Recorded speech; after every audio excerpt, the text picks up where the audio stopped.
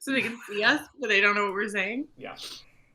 All right, Nice. here we go. We're live. Welcome to This Show Doesn't Have a Title, but I am Davo, your Dungeon Master. We've got Michael. Say hi. Hey, everybody. We've got Matt. Wait. Oh. We've got Alyssa, Thunder. Hello. And Kate. No. Kind of. Ahoy. There you go. Hello there. Hello, everybody. We're doing a one-shot of the Wolves of Welton. Part of the inspiration for throwing this together is we've got a bunch of D&D newbies. So we're introducing three of our players, Felipe, Nerali, and Lord Bibulus, to Dungeons & Dragons. Lord Bibulus has had a little bit of exposure. And Astrid, or Kate, will be our seasoned vet, but first time playing a druid. So what I also want to do, even though this is a one-shot, there's a lot of good practice before you start D&D campaigns to have a session 0 where you kind of set some ground rules and stuff. We don't need to go through the whole shebang because we're not playing through an entire campaign, but I do think some of that is valuable even in a one-shot. Also, I would like it noted that if there ends up being any D&D nerds that watch this, my focus will be on fun, not rules. I might get stuff wrong. I might make stuff up. The beauty of it is I've got a bunch of new players that will have no idea that I made stuff up. All right? There might be times where I can use reminders, players. If you do something that might trigger when something particular happens, or you're concentrating on something that lasts for 10 minutes or an hour and I forget it, feel welcome to say, Dungeon Master Dave, Dungeon Master Davo, DM. I think you forgot my concentration spell. That is okay. There might even be time where you want to do something that I see as ridiculous and silly, and if you think it's a valid solution, you might need to give me a little pitch so I can envision it. That's okay too. But there will also come a time where I, the Dungeon Master, have to make just a ruling on something. And at that point, it doesn't really serve well to debate and argue with the Dungeon Master. At some point, the word of the Dungeon Master does have to be final. So yes. So I support reminders. You can even give me a little pitch on something you want to do if you think it's necessary. But once the ruling's made, we'll move on with it. Because if you argue with me, I'm just going to spawn 100 zombies on you. I don't expect we'll run into anything playing the Wolves of Welton, but if we end up going into a territory that makes anybody feel uncomfortable, we're going to have a safe word and we'll just fade to black. So that safe word will be rock time.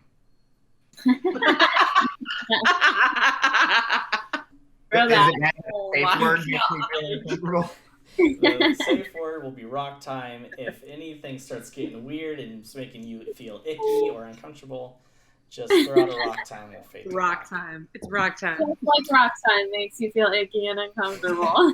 Everything about rock time. And, yes, audience, you totally know what's going on. Thank you. And then I will say, on the Dungeon Master side of things, there is a decent amount of prep work that goes into getting these adventures ready to go. They typically say about an hour, for every hour of gameplay is an hour of prep work for the Dungeon Master, which has probably been true in this case. So the reason I mention that, and it is just kind of like a respect of time and respect for each other's time. So as much as possible, if we could I want us to have fun, but also if people are on their phones texting or whatever else, it kind of feels sucky when a lot of effort has been put into this. But at the same time, we're all friends and we know that life happens as well, so we get it, but we'll try to minimize that kind of stuff. I will likely use voices when we play to mimic other characters. I don't claim to do it well. Hopefully it's at least enough that you all can identify if I'm talking as different people. You're amazing. just so you know. Using voices, however, is not required. It's all about how you have fun. So if you don't want to talk in a voice and you want to talk in your normal voice, do that. Also, because none of us are super famous on the internet, maybe except Alyssa, nobody knows if you're talking in an accent or with your voice.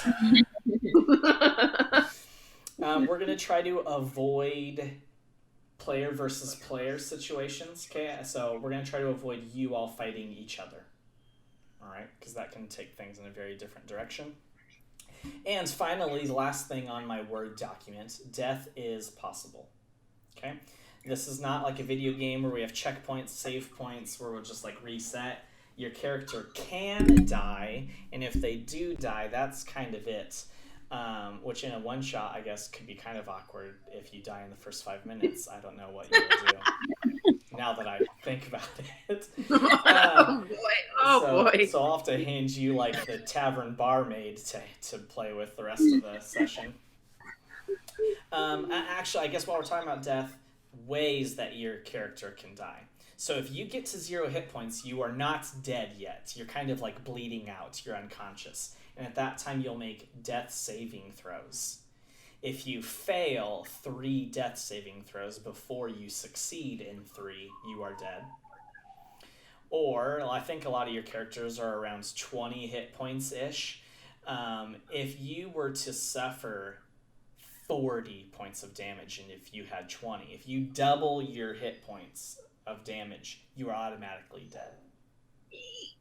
So those are kind of the main ways your character would die, is failing death saving throws after you've been knocked to 0, or if you just take some sort of crazy damage. Oftentimes it's like falling off a cliff or something, right? Would be that kind of damage. Fun. That is our session 0 in 5 minutes. Do you think that was 5 minutes? In 10 minutes? Let's get rocking here. Let's go. You find yourselves on the road, headed to the village of Welton.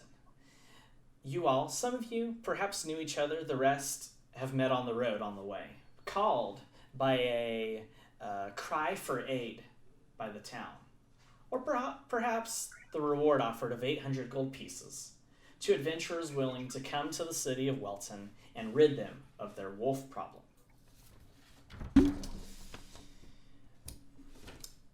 Astrid, would you mind introducing your character to your fellow players? Yes. I am Astrid Dawn. I hail from the mountain folk. I am an Eledrin druid, and I have long auburn hair with a crown of leaves, a flower staff, and a pan flute that hangs down by my waist. Awesome. Any introductions or anything, Astrid? No. Just greetings, hi, travelers. I love it. Okay. Greetings, fellow travelers. Felipe, as your adventuring party takes in you, what is it they see? Oh, here comes the dog. Oh, well, what they see with Felipe, hi, my name is Felipe Crumhole. I am a halfling rogue. Devilish good looks for a halfling. I've even been known that some, human females have even gone like, hey, not bad. I'm actually pretty tall for a halfling, about 3.5 feet, blonde hair, and I've got a robe with a little bit of a hole in it, so you can kind of tell maybe he doesn't have a ton of money, but I need the money, so that's kind of why I'm here. I try to go town to town and either, earn some money the right way, or if I need to pick a few pockets to buy my food for the night. One of the two will always get the job done. So very excited to be with you guys and be traveling to Welton. Very good. I'm glad you were able to finally break out of your shell, Felipe. Nirali, would you mind introducing yourself? Hello, I am Nirali, a wild magic sorcerer tiefling spawned from hell. I wear all black because like my soul, I am dark and mysterious. That's all I have. No, that was good. That was edgy. That felt right. Lord Bibulus. I didn't have room to put Lord in front of your name on our fancy stream overlay, but would you introduce yourself? Absolutely. Yes, I'm Lord Bibulus Gonski of noble descent. I am a wizard, carrying my very long staff. I'm about 7 feet tall as a wizard and dressed in all blue, dark blue overcoat with long silver hair. Nice. Another note to the D&D nerds that are not watching this, but maybe they are.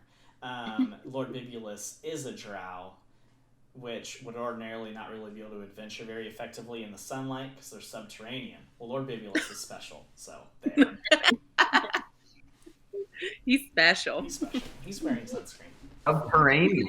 Wow, all right. He has magic sunscreen, okay? Don't question it. We're in fantasy land. This is a heck of a group. We've got a demon-looking girl over there, and we've got a subterranean wizard, right? Like, Devilishly handsome halfling. 3 foot tall blonde man. yes. We're not going to stick out like a sore thumb. No. Squad, unite. Traveling along the roads, making your way to Welton. You're traveling through some hills. You can kind of look down a valley, actually, and see Welton. It's white-walled buildings below as you wind your way through green-grassed valleys.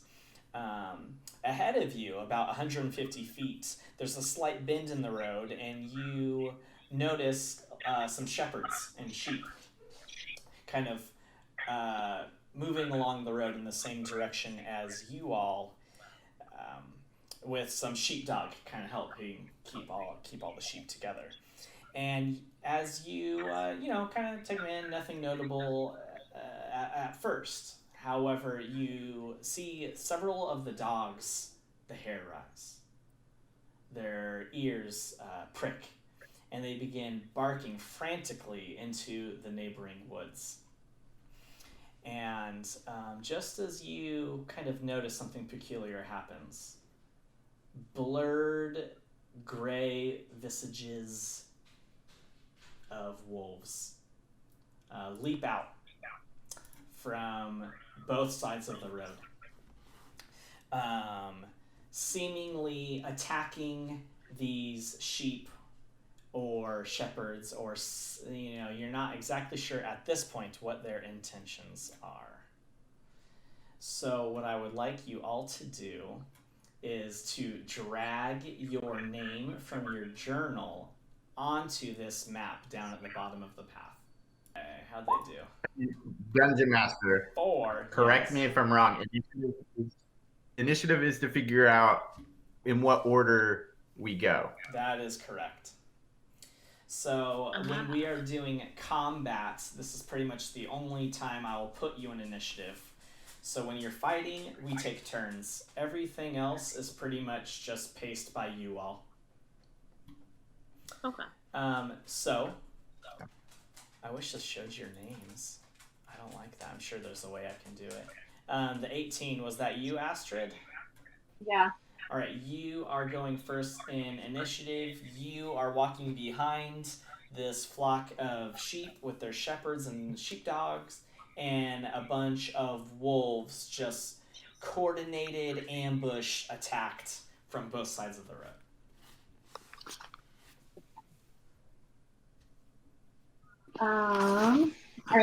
Is that the little blue? Say that again.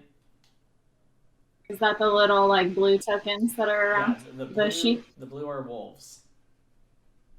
Okay. So if I used Moonbeam, would that get the sheep also? Or am I able to concentrate it on some of the wolves? Will you put it into the game chat so I can read it?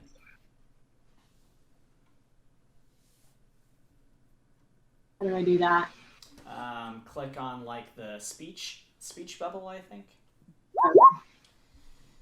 Thank you. When a creature enters the spell area for the first time, it's engulfed in ghostly flames. No, it sounds like the sheep would be vulnerable to this. You could have lamb chops. Yeah. Sounds pretty good. Much. Oh, so another pro tip would be, is interested in what you think Astrid is going to do, would be while your teammates are taking their turns, you're brainstorming about what you want your move to be when your turn comes up. How many are cantrips unlimited? Correct. Okay. Does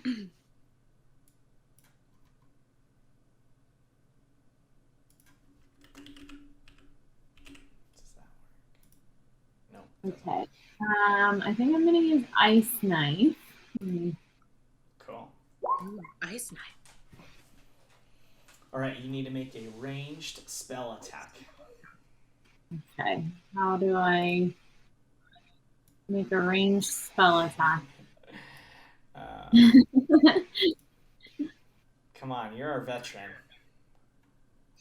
Yeah, playing a brand new character. If you go to your spell section in the top right, there's a spell attack, I think. You can...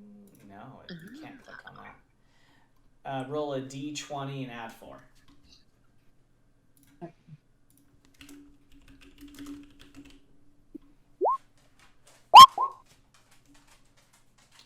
So a 13?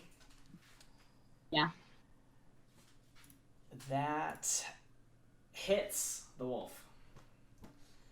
So now roll damage for your ice knife, which is 1d10.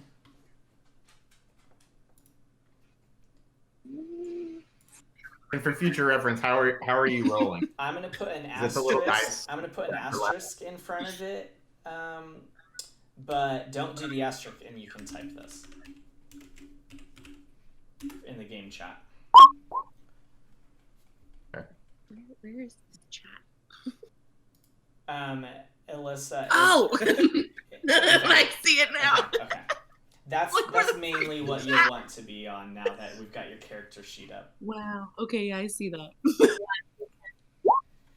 Okay, 3 damage, and then it does something else too, doesn't it? Hit or miss, the shard explodes. The target and each creature within 5 feet of it have to take some damage. All right, and which one were you attacking? I missed your... Well, let's see. I think it's 60 feet, right? So...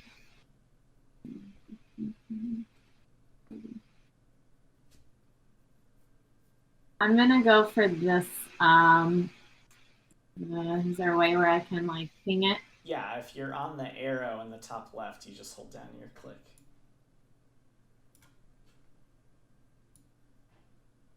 That one? Okay. Within 5 feet of it, so it'll be just this one. You'll just miss the dog. All right, so they need to make... That's why I was going for that one. Smart. Deck saves. I almost rolled a D30 just now. That would have been cheating.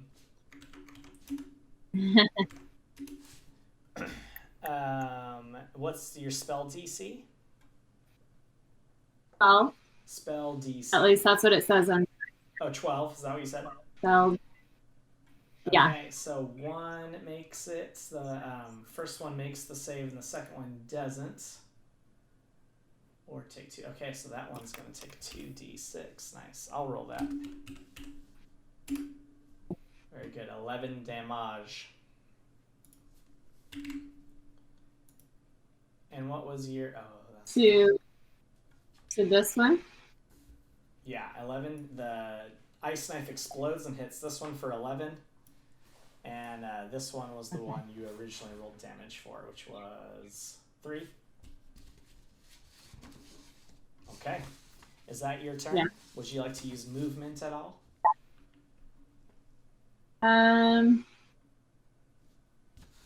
I'll move little bit closer to these ones. Okay, go ahead. Did you move your token? Oh, I see you. Okay. Yeah. Very good. Alrighty. Who is our 15? I wish these were labeled. Me. All right, Nerali, jump in there. So you Okay. have actions like casting spells and stuff, and you also have movement. It's 2 seconds. Okay. And you can break them up as well. Can I use minor illusion and make a bear that would scare these wolves away? You totally could. The bear will be a little bit smaller than you might like. It'll have to be like, I think it's a 5-foot cube. And it can't make any noise or anything. But that is totally a valid type of use of illusion. Yes. Can I ask my friends if we should do that? Yeah. Technically, each time you do something, you have 6 seconds. So if you want to talk to your friends for like 6 seconds worth, that's okay. Friends, should we do that? Do it. Or a firebolt. Sure. I like the bear. Do bear. Okay, let's do a bear. I want to throw a bear at him. Cool. A mute bear. All right. Where are you putting it? Ooh, that's such a good question, because if I put it in the middle, then it's going to scare the sheep. Yeah, sheep aren't very smart. Did you say sheep are or are not? They are not very smart. No, they're pretty dumb. Oh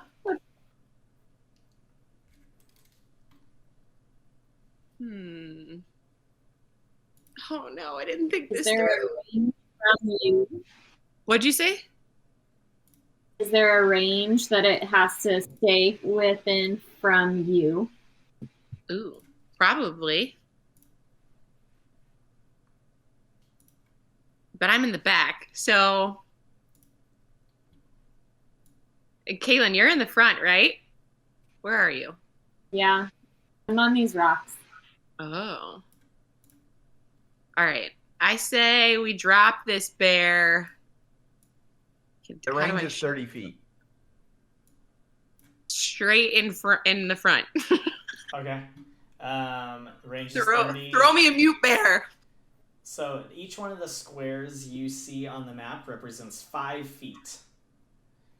So you can get it like 1, 2, 3, 4. Okay, 1, 2. You can get it up to like here-ish.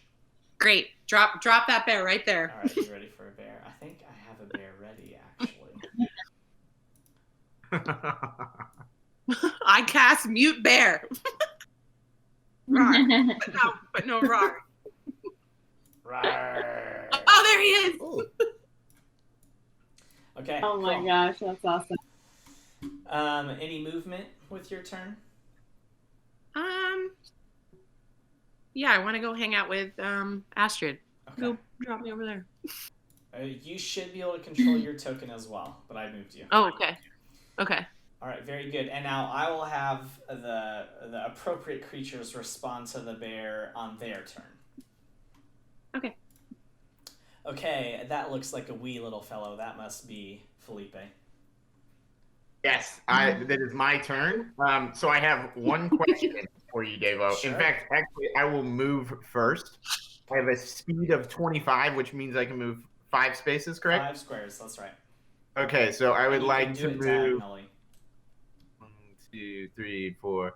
I'd like to move right, like here. So wait, can I just drag my character? You can. All right. Will it let me go farther? But I guess it's like Yeah, honest. it won't limit you. You have to move it like appropriately. All right. There's 5 spaces. Now my question is, Ready? the mute bear obviously is intimidating. Sure. If it were able to make noise, would it like? What would it? I guess would the wolves? Is there a chance they run off? Like, or is it just like an intimidation where they're easier to kill? Like, I'm trying to. So it could be any of those things. That's kind of the beauty of this game. Is like the possibilities are limitless. What I'm Like, I feel like likely, what I'm likely to do Right. is have the wolves make like an intelligence check to determine if this is real or not. Wolves no. also aren't very intelligent. So if you were able to do something to make it even more realistic, I would make the wolves roll with disadvantage, which means I'm going to roll twice, and I'll take the lowest of those rolls. Okay. All right. Well, so the smart thing would probably for me to be using my short bow, but I'm riding with Nerali here. I think the bear is a cool idea, so I will also cast Minor Illusion, and I will make a bear noise to go along with her bear in person. Okay. Not a mute bear. I He love lived. it. I love it. And know what's funny also is you two in particular, Nerali and Felipe, did pick a few of the same spells. And I thought about being like, hey, maybe we should change it up. Glad I didn't. Nope. Glad you didn't. Now we got a really good bear. That's right. Yes. Okay, very cool. And you already took your movement? Yes, I took my movement. You see, I moved up closer. Very good. Now, technically, everybody gets a bonus action on their turn. Oftentimes, you don't have anything to do with the bonus action. You, however, being a rogue, might get more use out of it. So I didn't want to make things too complicated, but as a rogue, you can take a bonus action to disengage from somebody if you're fighting them. You can take it to move another 25 feet, or you could take it to hide. Would you like to do any of those three things?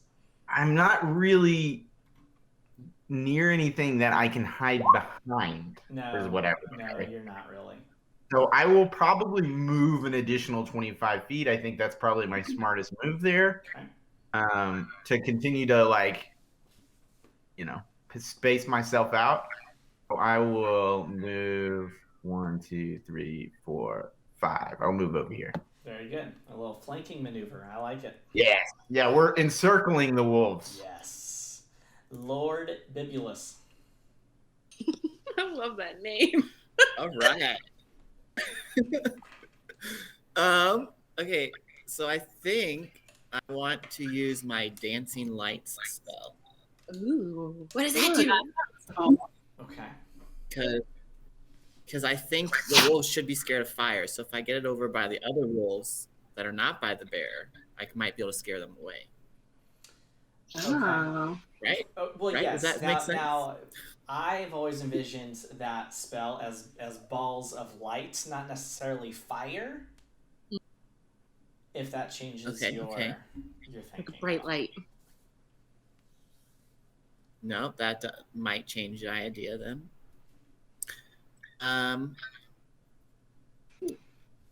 Okay, yes. Then I want to just make sure I can do it here.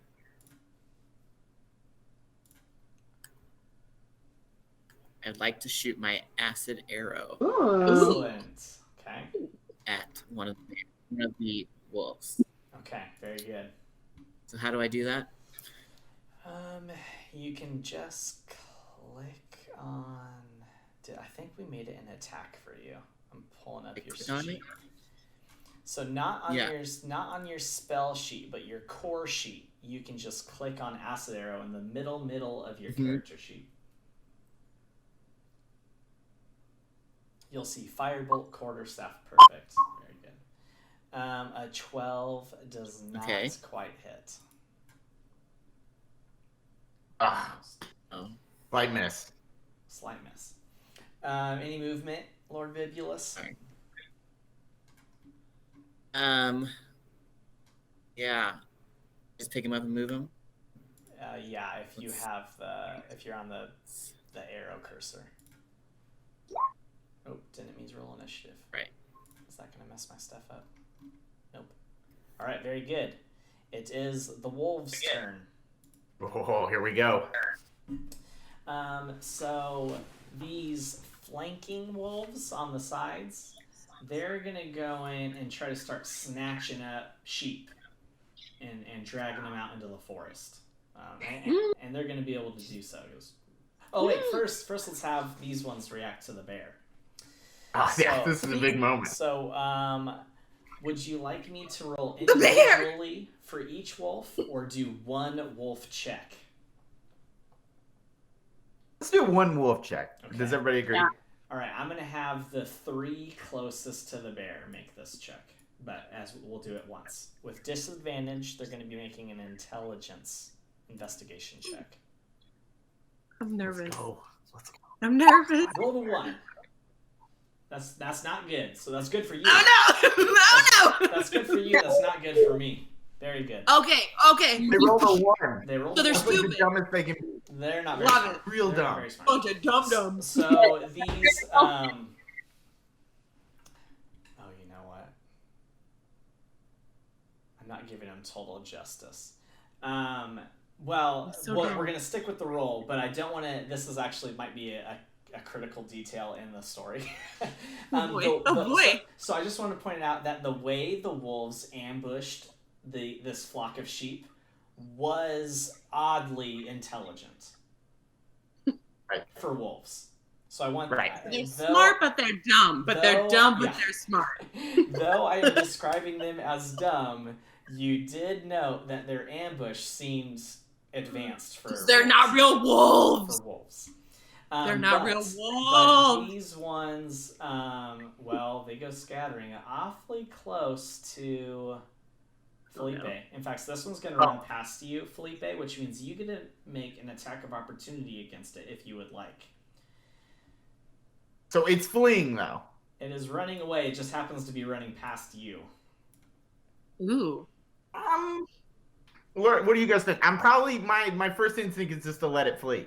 I don't know. We might counter it later. Stab it real Would quick. it still? Do some damage to it now. Stab it on the way by. Yeah. Okay. I'll try to stab it on the way by. I've got a dagger. Yeah. I've got a dagger, so I just click this dagger here. That hits. Right. And Boom. now if you just click the word dagger in the game chat thing, it'll roll your damage. Well, I didn't know you had an actual dagger. Ah, that's a pretty good dagger shot. Piercing. That's Yeah. a pretty good dagger shot. Oh yeah. Nice. All right. And now the rest. So let's have these two on the never eat soggy waffles. The west side are gonna start dragging some sheep. No. Yum yum yum yum yum yum yum.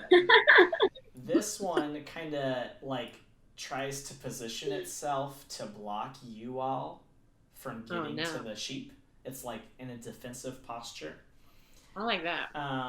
As well as this north one, and I'm gonna have this one also carry off a sheep, or start to. Okay, that gets us back to the top of the turn order, Okay. which I believe is Astrid. Can I misty step and then turn into a bear? Well, they're both bonus actions to do that. Okay. So what I would let you do is if you want to do that instead of taking an action, you can take 2 bonus actions. Let me see what my speed is for a bear.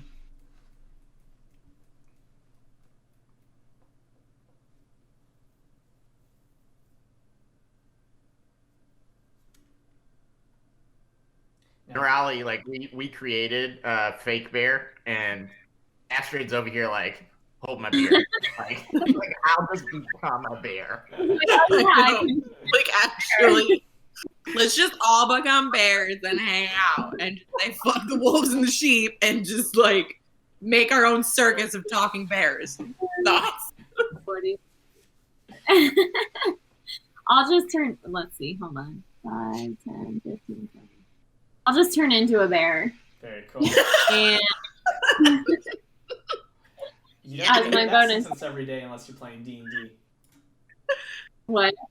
Bears. Okay. That's I'm in Astrid. a bear. And, oh, there's my bear. Okay. I can't click it to move. Maybe because I was clicking it. Try now. No. No, it's Okay, not just letting just ping where you want me to move it. behind the wolves. Which one? Here. Okay. And it's got the speed to do that? Yeah, Or you It's have 40. the speed to do that. yeah. Okay, cool. Wow. And then I'm going I get 2 attacks because I'm a bear. Nice. I'm gonna bite. That bite and claw at that one. Excellent. Go ahead and make those rolls. Love it. Gosh.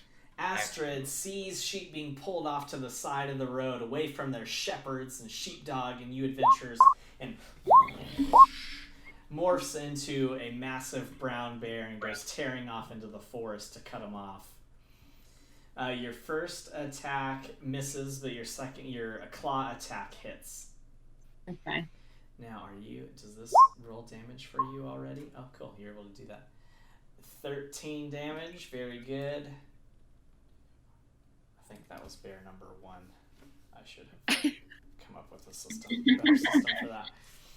Too many bears. Cool. Any, or I meant wolf, though. Any other fancy stuff, Astrid, after turning into a bear and biting and clawing at wolves?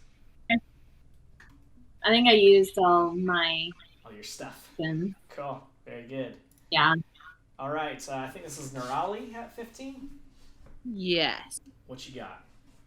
I don't know. I don't know. Your minor illusion lasts for a minute, You're within so attack that's still distance there. of this. Yeah. If I can't do like. Yeah, you Wait. Say what you're gonna say, Michael Brett. You're within attack distance of this back wolf here. This guy. Right, You're right. very. You're very. One behind them. Let's light this guy up. Hold on. Let's see what I can do.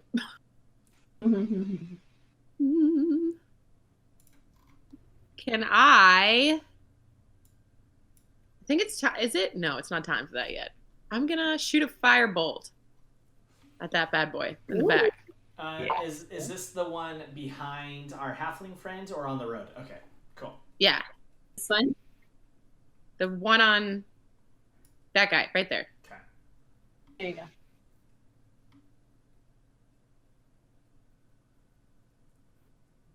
So you'll just click on firebolt. In my character sheet?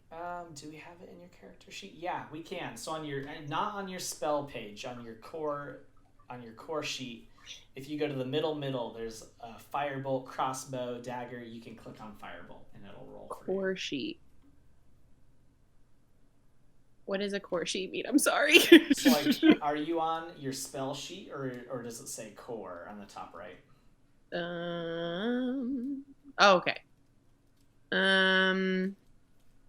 It's core, but you want me to go? No, from there? Core, and then in the middle of that sheet.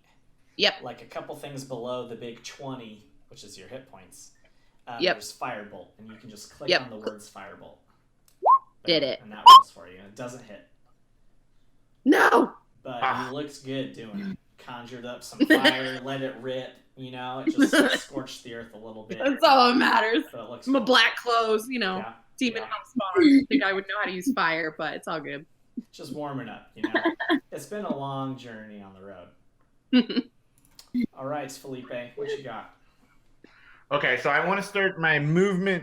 I'm assuming that these 3 wolves that are still kind of on the page here, they're on their way out. Or are they like circling back? Make a insights check. So on your character, on your core character sheet, there's a column on the left of a bunch of skills. Yes. And one of those skills will be insight. Astrid, I just deleted Astrid since you're a bear, but it removed you from initiative. Okay. I'm gonna try to fix it. Okay, I made an insights check. All right, how'd you do? What'd you And get? it says 11 and 5. And you are wondering if you think those wolves are going, or if they're going to be coming back? Or if they may be circling back. Yes. Gotcha. Tough to tell. You think they're at, right now, their primary focus seems to be getting some distance from the bear. Whether that means... Okay, all right, so... Whether that means they just keep going, or if they're trying to circle around is unclear. Okay. Cool. Makes sense. I'm going to try to move to the front. We've got some people in the back. So I'm going to move forward 5 spaces to try to get near the front guys. 2, 3, 4, 5. I'm near this bear over here. And then I am going to shoot an arrow at this first wolf way up front who's dragging the sheep off. Okay. This one? Yes, correct. Oh shoot. Um, My stuff. Not sure though. Is that gonna mess up? And then what on my character sheet it says like the dice I need to roll and then plus a certain amount piercing. Is that like extra added on? Correct. Will it do that automatically or do I need to tell you? It'll do it automatically. Okay, cool. All right, well, I am shooting my short bow. Everybody wish me luck. Ooh. When that happened.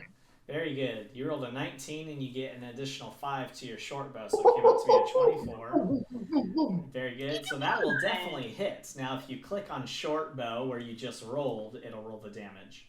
All right, come on, damage. All right, so 8 Ooh, piercing nice. damage. Now, let's see. That one has not taken any damage yet. That one's number 4. Okay. All right, very good. Anything else you got, Felipe? And then for my bonus action, I'm gonna move an additional 5 more spaces forward. Sure. Go ahead and do that. Sure. Astrid, I put your token back on it. Did you have 17 initiative? Is that right? Astrid? Oh, sorry. I had 18. Okay. Not that it matters. Yeah, well, Really? it won't matter, but okay. All right, where does that get us? Lord Bibulus? I would also like it known that I didn't Yes. plan to put the Lord before your name every time, but here I am doing it. I love it. It makes me. I don't fully understand my thunderclap spell. Okay. Who it does damage to. It'll do damage to anybody So how in do I- range. But I will also warn you, you've already Thunderclap is a... Which level spell is it? Oh, I don't even see yours. Oh, that's because I'm looking at our Tiefling Sorcerer's sheet. Lord Bibulus. Thunderclap is... What? Why does it keep pulling up Neurali? Lord Bibulus. Where'd you go? Oh, here we are. Okay, yeah, Thunderclap's a cantrip. I was going to warn you to, ration out your spells. So, anybody within 5 feet of you, when you cast that, will take the damage. Gotcha. So no one. Well, you can move, Right, if you move move, over. yeah. but it would also require you to get close to wolves. Which is scary for me because I don't do well in that situation. You're a little bit of a Um, wizard. The good thing, Yes, I am. remember, Lord Bibulus, this wolf to your right has some damage already. I don't know how much they can take, but depending on how good your thunderclap is, you may be able to finish that wolf off. It's true.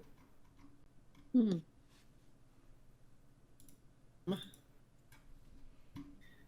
So how did the spells thing work? Like how you were saying don't use all of them at once? Yeah, so your first level and your second level spells have a limited resource. Your first level spells, Gotcha. you can only cast... What did I just say? First level, you can cast 4 times. And your second, you can cast twice, and you've already done an acid arrow.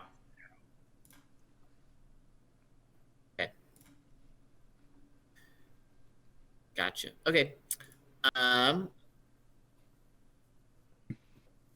see. So this guy's looking like he's defending. And he's running away though too. Let's go ahead and I'll shoot a firebolt at one of them. Okay. Which one?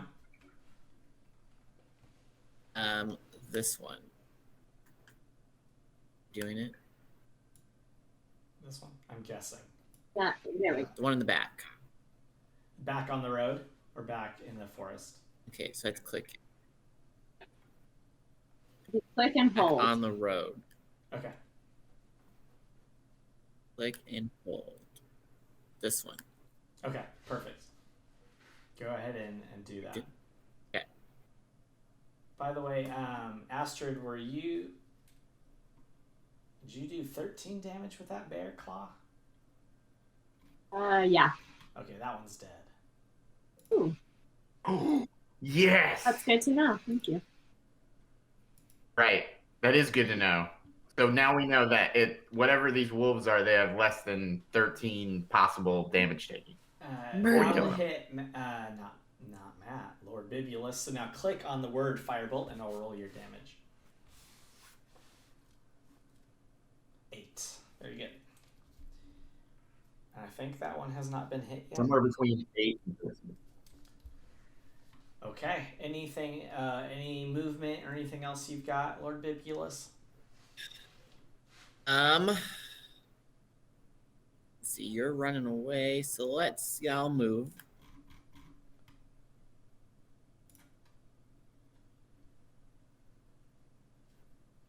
We'll go right there. Okay. Very good. And that gets us to the wolves. Yeah, the wolves. See what you wolves got. Alrighty. This one's going to move only 4 squares because it's dragging a sheep, which is going to slow it down. Lame. That might have been more than 4, but Dungeon Master perks. No. And this one also. That's right, that bear's about to ruin it. This one's also going to start moving out, but I'm running out of map, so there it is. Oh. Dungeon Master, was it slowed down at all by the fact that it was hit by an arrow? Slowed down, no. Typically, Dungeons and Dragons doesn't have a very good system for like being injured. Like, unless it's dead, it pretty much has the same capabilities. Or, yeah, unless it's dead. Yeah. Similarly, you can't be like, I want to hit it in the kneecaps. Like, that kind of thing. They don't really have a good system for that. Take it out by the knees. Yeah.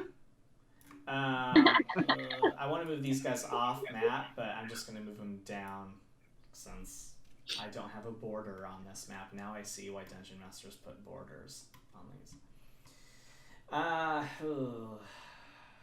And you know what? This guy, he's going to come take a chomp out of this squishy-looking wizard.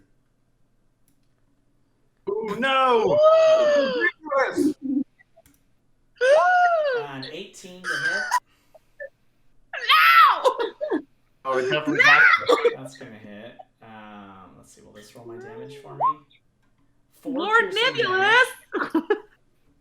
So you take 4 damage, Lord Bibulus, which you can just deduct from your current hit points on the top center of your character sheet. Okay. It's okay, Dungeon Master. If I was talking to a Lord Bibulus, I would probably use the word deduce as well. Right, it's thematically, appropriate. Right. Okay, and then I need you to make a strength saving throw. So that's actually it's almost directly left from where you just lowered your hit points. You'll just click on strength. Oh god. Just click strength. Yeah. Well, that's not gonna be good. No, it's not. You're on that 20. First natural 20 of the campaign, or the session, I guess, has been rolled by Lord Bibulus, which I feel like kind of hysterically is a 19 since he has a -1 to his strength. Right, so though this wolf lunges at you, sinks its teeth into a piece of your shoulder, you are able to kind of shrug it off and it does not pin you to the ground. Very good, very good. Nice. Yeah. He's 7 feet tall after all, so. Didn't take him out by the kneecaps. And this one is viewing our little halfling rogue as more of a threat than this dog and shepherd. So it's going to also leap in and try to take a bite. Stop bothering my friends. Oh, 19. Be careful, everybody. Dungeon Master's not rolling too bad. You take It's ridiculous. 6 piercing damage, Felipe, and you also need to make a strength saving throw. Dang it, I'm not strong either. No. My diminutive stature. Alright. Okay, no. you are now knocked prone. This wolf has done a Nala on you. Ugh. Pinned you again. 10 points for. Wait, so hitting knocked prone, weapons. does that mean I don't like move in the next round or something? Or I It can't do anything? means you'll take half of your movement to get back up. But it also means Okay. if somebody were to come up and hit you while you're prone right now, they would have advantage and it would be not good for you. Okay. All right, and then how much? I take 6 off of my strength? No, you take For my 6 hit overall. points damage off your hit points. Youch. Youch! Alright, but that is their turn. That gets us back to the top, which is Astrid. All right. So I'm going to move my bear and attack this top one that's making its way off with the sheep. That wolf's Okay. done. It's done. And I'm going to use my double attack of bite and Absolutely. claws.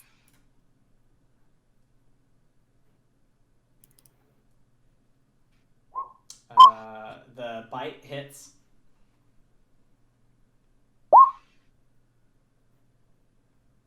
Roll damage. Oh, for did I the do claws? bite. 9. Alright, has that one taken damage yet? No. I don't believe so. Okay. Wait. Yes. I did damage for my claws. I don't know that it's any different. That's what you rolled, is damage for the claws. Oh, okay.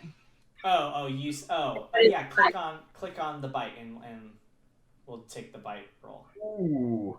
So is that the 12 then, the bite? Yeah. Okay. So close. So close. No, wait, no. wait, let me Well, they look. must No, yeah, that kills it. points. Nope, that kills it. Oh. Murder! Woo. Alright, we got a rampaging bear problem, Welton. This You're real welcome. bear. Bear. The real bear is much more effective than the fake bear. I don't know, the fake bear got 3 wolves out of the picture so far. Good question on the fake bear. Now that the other wolf has attacked our wizard and is a lot closer to the fake bear, and the Perhaps. fake bear is still making noise, Sure, yeah, it lasts for a minute. there's going to be some kind of disadvantage or scare I can tactic move there. the bear closer, and then you Per- can use perhaps. your noise and scare him away again. Yeah, there Okay. just might be. We'll think have we to should- see. I can move him on up there. All right, Astrid. Anything I've got to else? figure out my whole being attacked. Yeah. Well, how far did I move? I think I moved like 20. Probably like if that, probably 10 feet. So I still have 30 feet I can move. Actually, I guess the dead one's still here. So you moved 5, 10, 15. You moved 15 so far. Okay. So I can still move. Yeah. Um,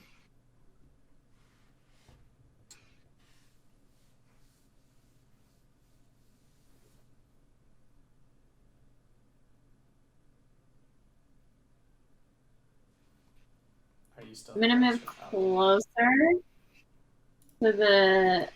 I think I can move here to the one that's dragging this sheep away. Okay, go ahead. Are you able? Or to is move it off? Oh, you are not able. I'm not to move able your to bear, move. huh? Okay, I was multitasking. Can you ping where you want me to move your bear? Yeah.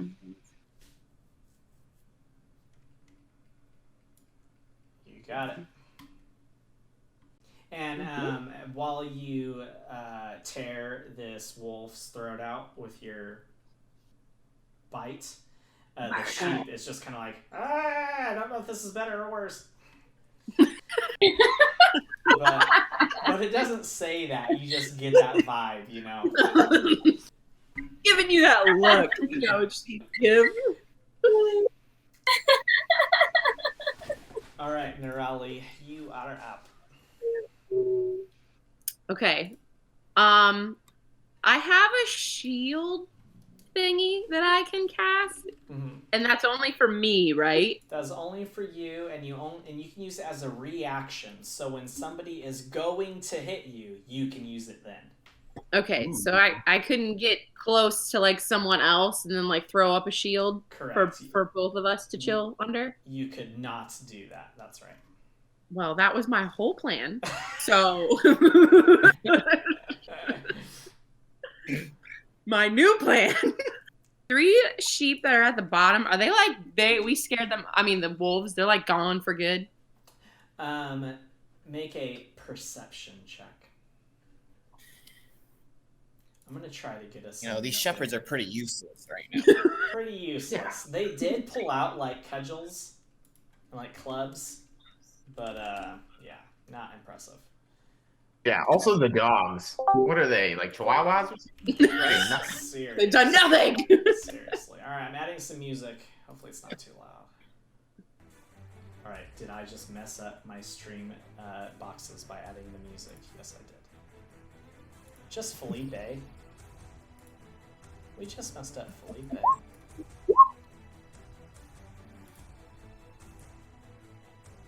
Oh boy.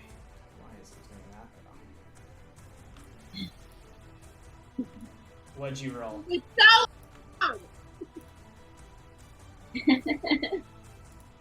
Alright, nice. We recovered already. Okay, what'd you roll, Narilla? Oh, not great. You don't... Where are you? Oh, you're down here.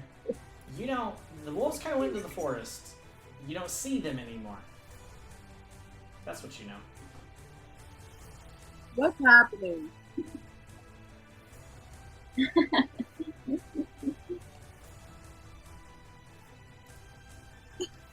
By the way, you all are all able to control the music separately for the volume. Yeah, Davo, I just figured that out, but they can't hear you saying that you can control the volume separately. So, like, I just lowered mine, but I couldn't hear anything you were saying before that. I can mute it, but I don't know if that mutes it for Ah! everybody. Did that mute it Figured for it out. everybody? Oh my god, that was Yeah. loud. Okay, so you can control the volume for that separate. Okay, good. Okay. Now we got epic battle music. Hey, thanks for tuning in to the stream, everybody. All right. Okay. So as far as you know, got very Raleigh, the wolves, you don't see them. They went into the forest. That's all. That's all you know.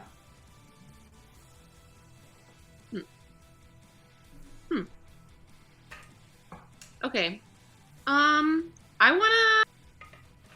I can move and then do a spell, right? I don't have to do a spell and then move. Yeah, and in fact, you can even move, do a spell, and do the rest of your movement. Like you can break it up. It's pretty flexible with movement and doing stuff. Okay. I'm going to come hang out.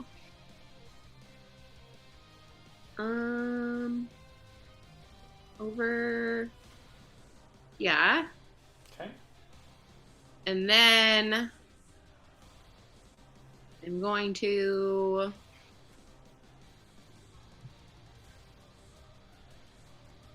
I'm gonna go hold on, give me a sec. We're gonna shoot. I'm gonna go for another firebolt. Why not? Yeah. Yeah. Keep flinging them. I'm gonna do it. Do it. And Yeah. wait. But if I shoot a firebolt at the one that is attacking Lord Bibulus, is there a chance that he catches on fire? I don't want to light you on fire. No. Okay. Then let's do it. Yeah. Okay. Let me click on it. It's loading. Hold on. When Davo and I first started playing our very first campaign, That we is- had a player that accidentally lit himself on fire and one of his own spells. Wow, look at that firebolt. that hits, so you can click on Firebolt for damage. You crushed that thing. 3, nice. And that's the one next to Lord Bibulus? Yes. Which one was that? I think that was number 7. That one's dead. That one's already taken damage, I think, right? Yeah, I hit him earlier. Yeah, Lord Babylus hit her earlier. Take a seat, wolf. Here, I don't know. Thank you for your Do help. that. Very good, very good. You've got a scalp to claim now. I don't know if your tieflings claim scalps, but Straight up. yeah. Straight up. All right, cool. Anything else? Severed wolf head right there. Yes. Imagine it. Is that your turn? Yeah, I'm done. Okay. That gets us to Felipe, I believe. Yes. So I was looking at what makes my character super awesome. Felipe is charismatic, but I don't think I'm going to be able to charisma my way out of from under this wolf. Sure. So I'm going to go try to do something else. Okay. But I'm super acrobatic. So I would love to try to slide out from under this wolf. Okay. So that then I could like jump on the back and attack. Nice. Okay. Spider-Man, got it. Make an acrobatics it. check. That's my thought. Okay, I like it. So I make a what check? Acrobatics. All right, I'm clicking. With a 13, you are able to squirm out from under this wolf, but you are not able to leap up and get on its back. Shit. Does that include my like +5 or whatever? Yeah. So you roll, if you Okay. hold your mouse over the 13, you can see that you rolled an 8. And then it added Ooh, up your not good. +5. What's the 23 beside the 13? I have this checked Curious. that you all always roll with advantage or disadvantage, so that when it applies, it's there. Oh, Otherwise, so it if won't. I did have an advantage, but I definitely don't have an advantage. Correct. Cool. So I'm not able to jump on its back, but I'm out from under it. Yep. Perfect. So then I will 100% attack with my knife. Alrighty. My dagger has been really good. And then because I'm... Oh, okay. I don't have an advantage on this attack roll, though, do I? I'm trying to think if I can use my sneak attack, but I'm not really sneaking up on this wolf. Well, part of the thing is if an ally of yours is also fighting and it's all within like 5 feet, that would trigger Okay. your sneak attack. And guess what? So not with this one. Well, actually, that shepherd there, you give him a little courage with your acrobatics, and he's in there with his club. He's gonna do his part. So that's enough to trigger that sneak attack. Yes. Yes! Alright, so I sneak attack with my dagger. So how do I do all that? So first, just do your dagger attack, Got it? which doesn't hit. Ooh. Or you don't get advantage for that, do you? No, I don't think you have anything that gives you advantage. Yeah, you swing and miss. That's pretty tough to do, that close. Okay, and then, Well, or That's pretty- if you'd like, glance nimble off wolf. of it or something. Like sometimes when you miss, you hit, but they're wearing armor or something. So okay. in your head, maybe the wolf did something cool to not get hit. Yeah, I mean, I think I'm a little dazed from the attack, so that's Sure. that's my excuse for missing that closely. And then, okay, and then with sneak attack, I get an additional roll, or is that like no? Well, you'd have to hit, so you're not going to really get a benefit from any of your sneakies because you didn't hit. Okay, all right, and now I get my bonus movement. Correct. Can that be an attack, or? I believe if you were running around with 2 daggers, you could attack a second time, but it wouldn't get all your plus fancy stuff. Hmm. So for future reference, if you want to run around with 2 light weapons, you could do that. So I'm going to. Maybe that's wrong. This Okay. shepherd is a human, yes. Correct. It is a human. I'm gonna hide behind the shepherd. Yeah, and you are able to do that because I'm gonna you are hide. a halfling. Okay. Make a stealth check. I'm gonna hide, and the wolf won't be able to find me. So that's my move. Through its legs. Through its legs, slid through after my miss, and I didn't like getting bit, so I'm gonna hide behind the shepherd now that he has some you know, some gusto, and he's attacking the wolf. Sure. He can do it. Sure. Make a stealth check. Oh, okay. Make a stealth check. Nice. All right. I'm pretty stealthy. Pretty Yeah, stealthy. you'd probably love that. Very good. All right. And that gets us to Lord Ned. Oh, wait. I was going to say Nebulous. That's not right. Lord Nebulous. Nebulous. Lord Pretty Bibulous, right? Bibulous? Yeah, Bibulous.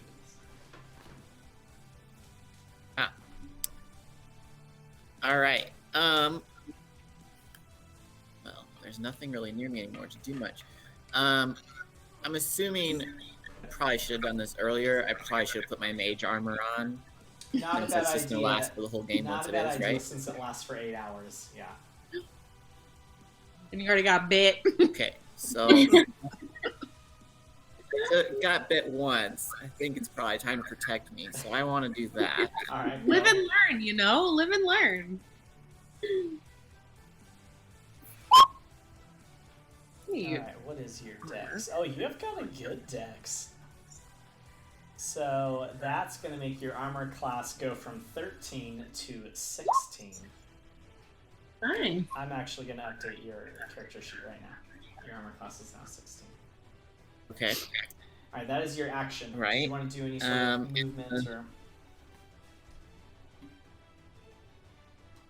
I don't know where to go, but guess we probably need to go up there and help our friend out, get at least a little closer. So yeah.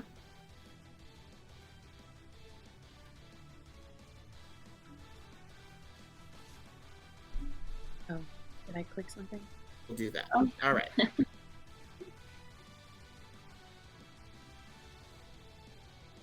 Alrighty.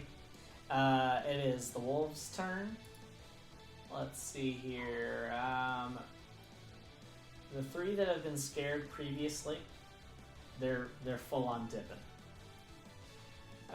This one Yes. locked Be gone. in combat is also going to attempt to dip, but if you would like, Felipe, you're going to be able to make an attack of opportunity against it. Love attack of opportunities. I missed once with my dagger. I am definitely not missing again. Stabby, stabby. So, yeah, I love my dagger. Stabby stab. That'll hit. Roll your Oh, damage. nice. Yep. Better. Nice. I don't know if an opportunity attack would trigger sneak. I want to say no, it wouldn't. This one's taking damage, right? I think it's dead. I missed Yeah, on it earlier. It's dead. Dead wolf. Didn't you attack it before it attacked you, though?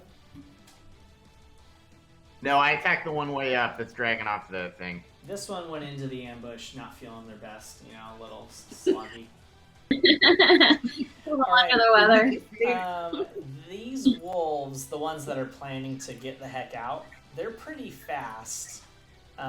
They can move 80 feet in their rounds. Does anybody want in any way to try to get to them? Because I'm about to move them off the board and we're going to move on unless somebody wants to try to have the speed or range to get them. Be gone. Good? Yeah, I don't have the speed to get to those things. Okay, so I think that's just those three that are originally scared by the bear that I'm seeing left. Well, the one at the top with the only one with an actual sheep in its mouth. Oh, it's still alive?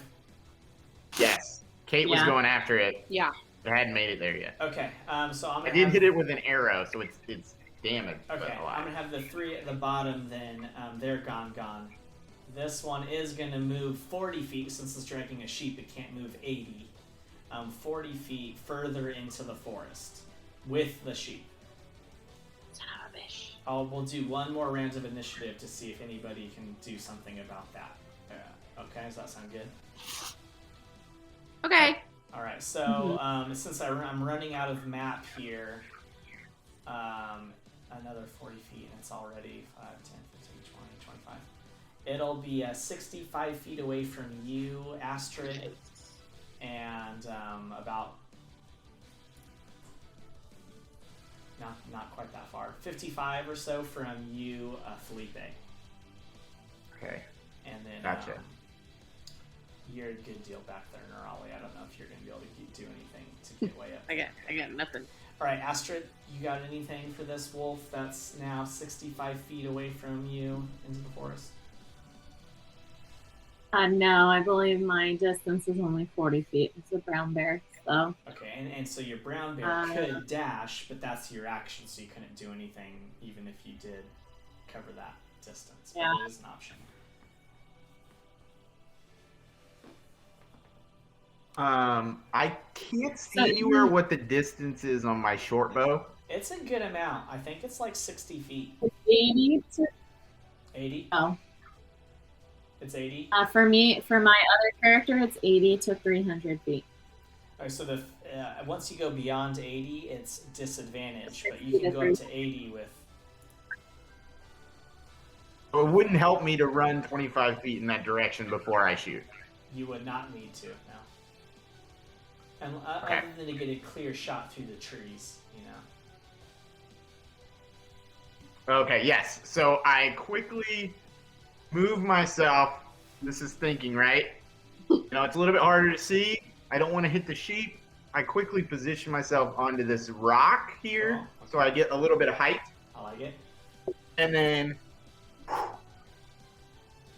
you know, think of League of Extraordinary Gentlemen, but instead of with a gun, with a bow. Sure. Everybody's seen those movies. Okay, and Reference, Michael. and I take my shot. And it hits. Ooh! Roll your damage. All right. Oh, so Mike, Felipe, do you see the 80/320 above the word short bow in the chat? Oh yes, that's it. Gotcha. Damage, yeah. I want to say this one has not taken damage, though, correct? Before? No, I hit it with an arrow earlier. Oh, okay, it's dead. Woo! It's dead. Nice. You Nice. were all just able to save every single one of those sheep. Hot dog. Woohoo. All Look at right. that. Very Well good. done, everybody. The shepherds check in on their dogs, their sheep. They go and kind of gather up the ones that were starting to get pulled in. Oh, they do something. The eldest, kind of a grizzled looking older gentleman, turns to you and says, "We are in your debt. We're taking these sheep over to Welton.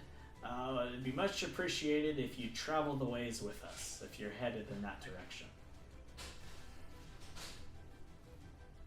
What say you?" Ah. Oh yeah, because you're still a bear.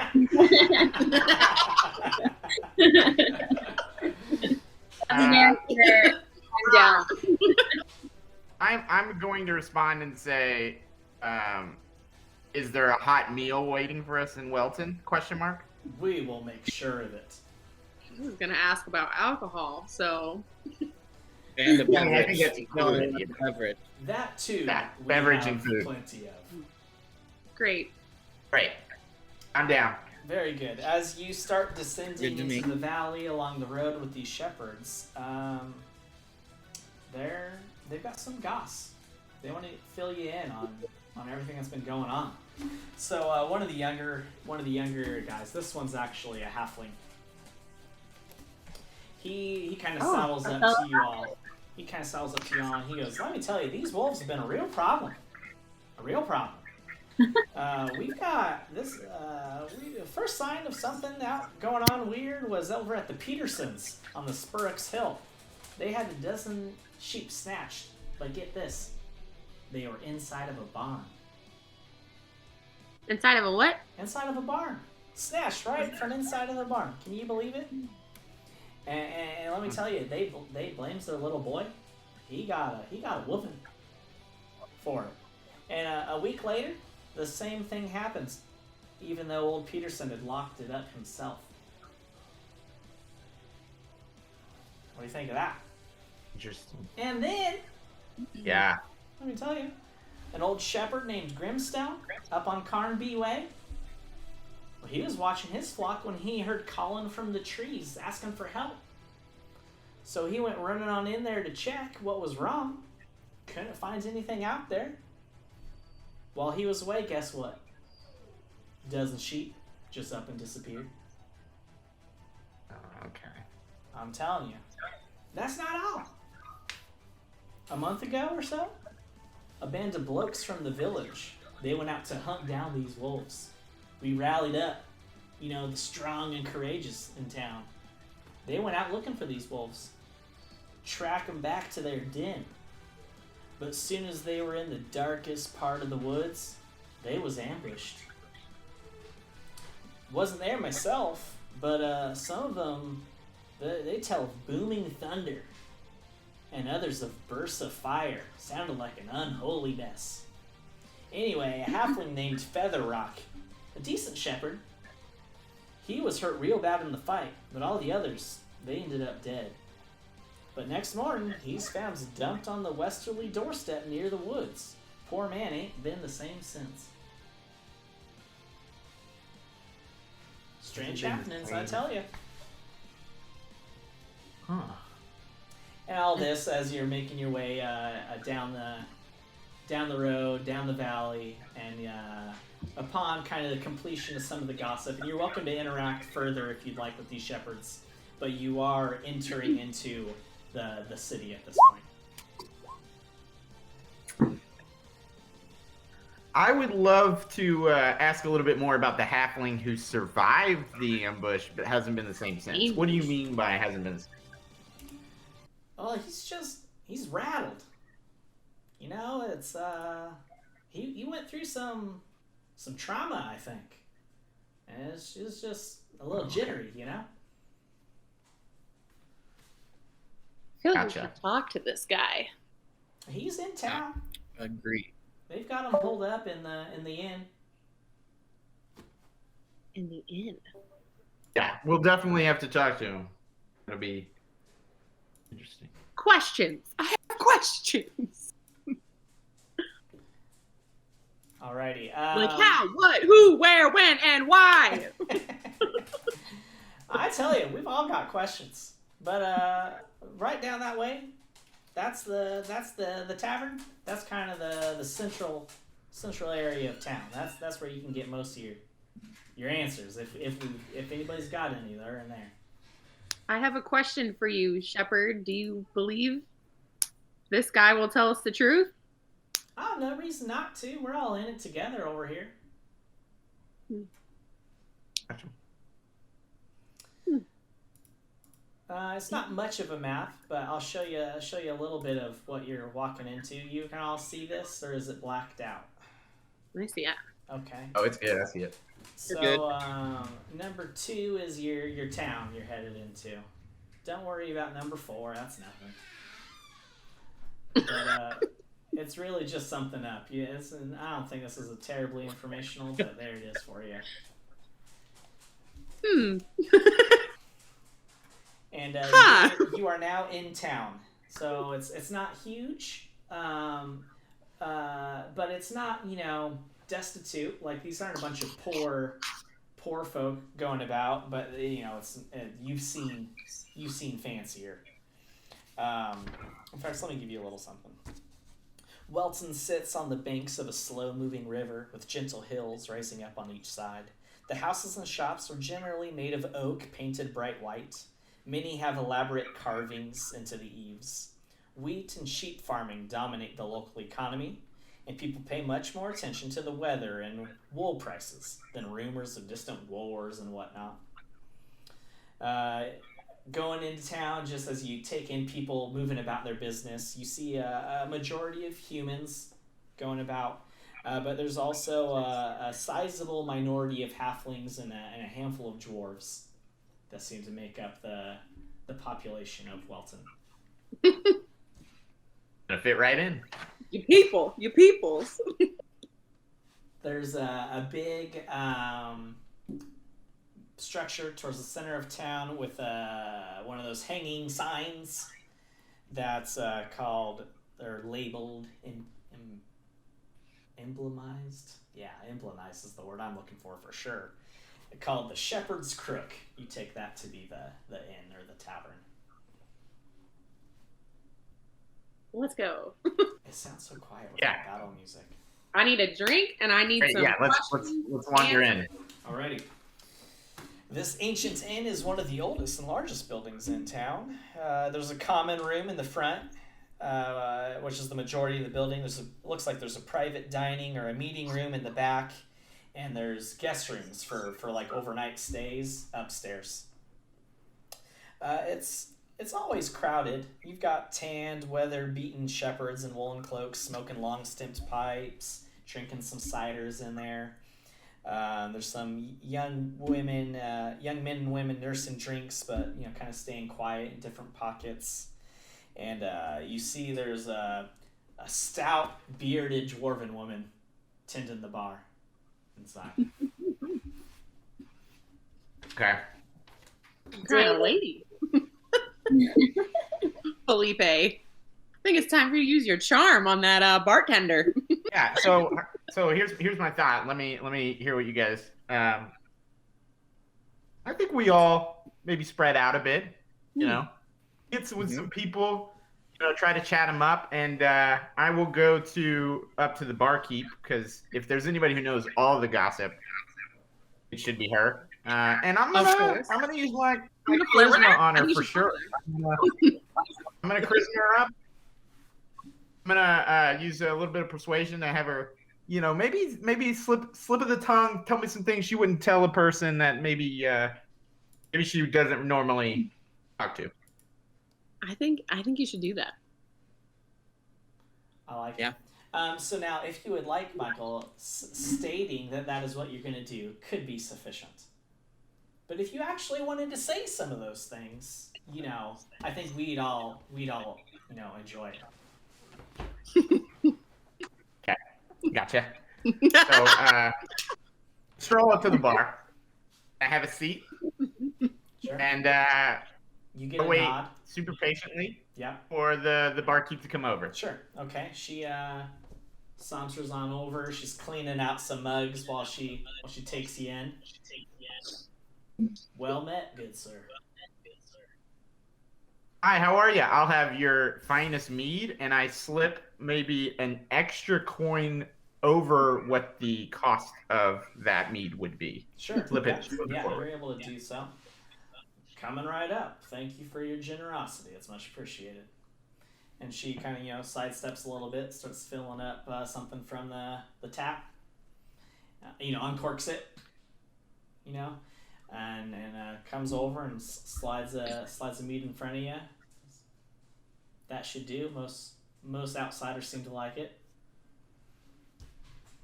Perfect. Thank you so much. I've been to a ton of towns, and I've got to say, this is one of the most well-kept places I've been. After then I take a slight sip, and I go, and may I add, one of the best meads I've had anywhere. Sure, yeah. She smiles, and you see her, like, does she know what you're doing a little bit? Maybe. Probably. But she doesn't mind it. She's not going to stop you from doing it.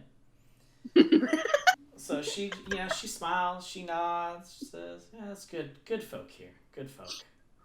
And then she kind of eyes you a little bit, sees, some weaponry on your person, some armor. He goes, you one of those adventuring type? I wouldn't call myself an adventurer. I'd call myself a man of opportunity. Yeah. I've heard the town's having some trouble with a local wolf issue. You're not wrong. You're not wrong about that one bit. In fact, I would think Man of Opportunity would be interested in, have you heard about it? The 800 gold piece reward for this wolf problem? Who's offering the 800 gold piece for the reward? The city council. They're meeting right now. In the City private council. room. Now, a man of opportunity definitely wouldn't want to turn down 800 pieces of gold, but I also like to know what I'm getting into. Have you heard anything suspicious or interesting about this wolf problem that we're having? Any rumors, tall tales, even things that you might think are crazy and that nobody should believe? I'd love to hear any of it, And as I ask her this question, I take out a couple pieces of silver and I kind of dabble them between my fingers. Sure. Cool. Why don't you make a persuasion check with advantage, or if you view yourself as deceiving, I don't think you are. You could roll a deception check with advantage either way. I'm gonna do a persuasion check. I don't think I'm trying to deceive the barkeep more as make her an offer she can't refuse. Sure. Um, How do we do? 13? 13. With advantage, 13. She says, well, I tell you what. I think you ought to pop into that city council meeting, get the information straight. And you come out of there, and you've agreed to help us all out here. I'm gonna have some more meat and some warm food ready for you when you come out of that city council meeting. I say, thank you so much. I didn't catch your name.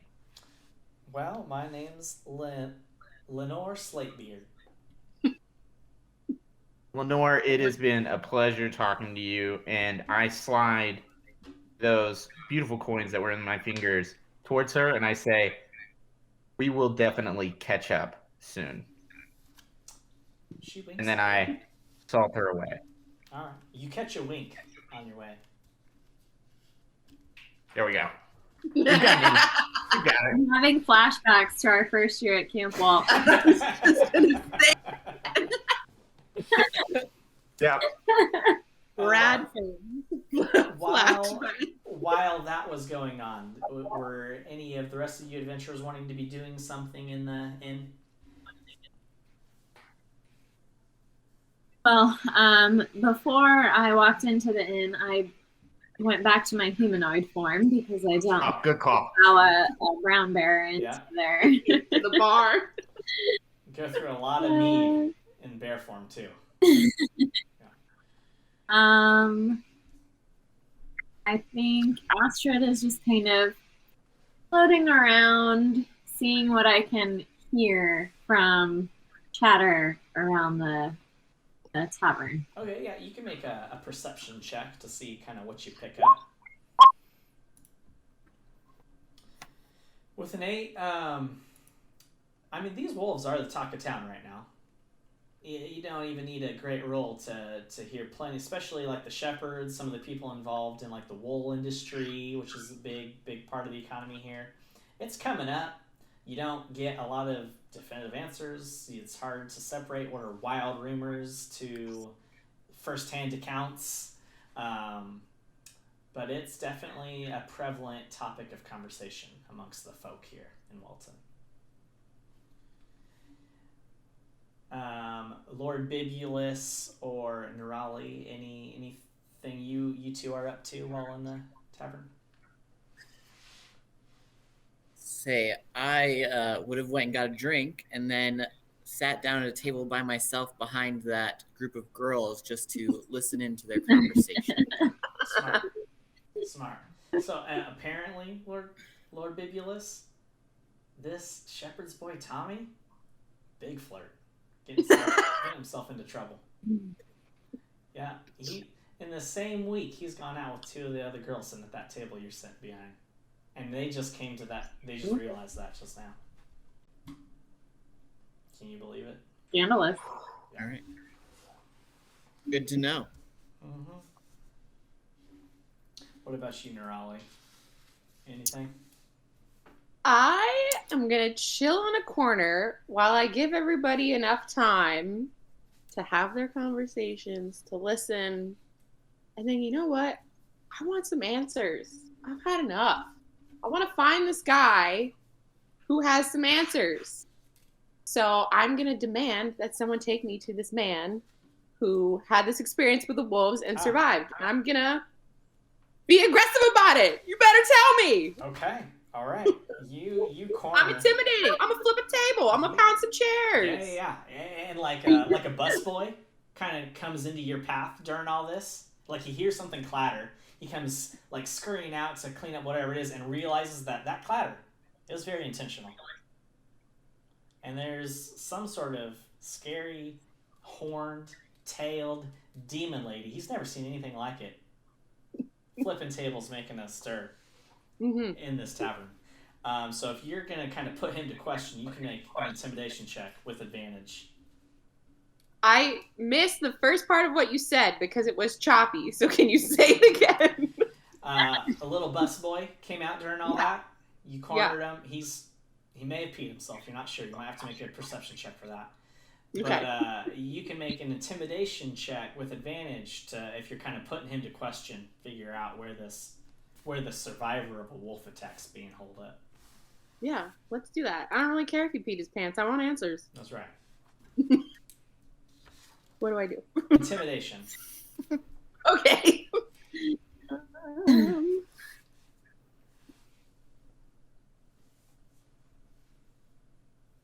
I do it?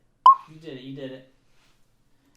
He's a kid. He's just trying to like help his family out with some extra coin. And he goes, Feather Rock? He's upstairs in one of the rooms. That's all. You can go see him, but he's a little jittery. And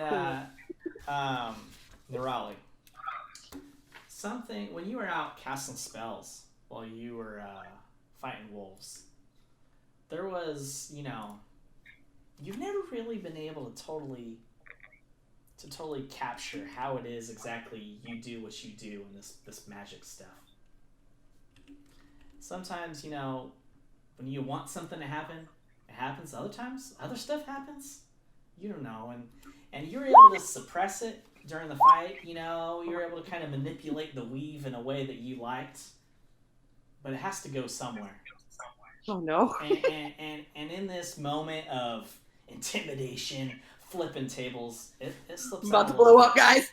It slips out a little bit, and all of a sudden there's kind of a millisecond of a blinding light and a little bit of like a pop sound, and there's now 4 Neuralis standing there. And there's just an ever so slight lag as Neurali moves. The other 3 Neuralis mimic those movements. Spooky. And but little busboy, he points all 4 of you right at the stairs to where you could find Feather Rock. Well, all 4 of me are going upstairs. Anybody want to come? Astrid will follow. If he didn't pee himself before, he definitely peed himself now. I'm going I'm gonna let upstairs. the girl who can. Yeah, I'm gonna let you two go. I'm gonna stay down at the bar. Okay. And staying at the bar, not barging into city council meeting quite yet. Is that right? Oh yeah, that's good. Maybe me and Lord Bibulus.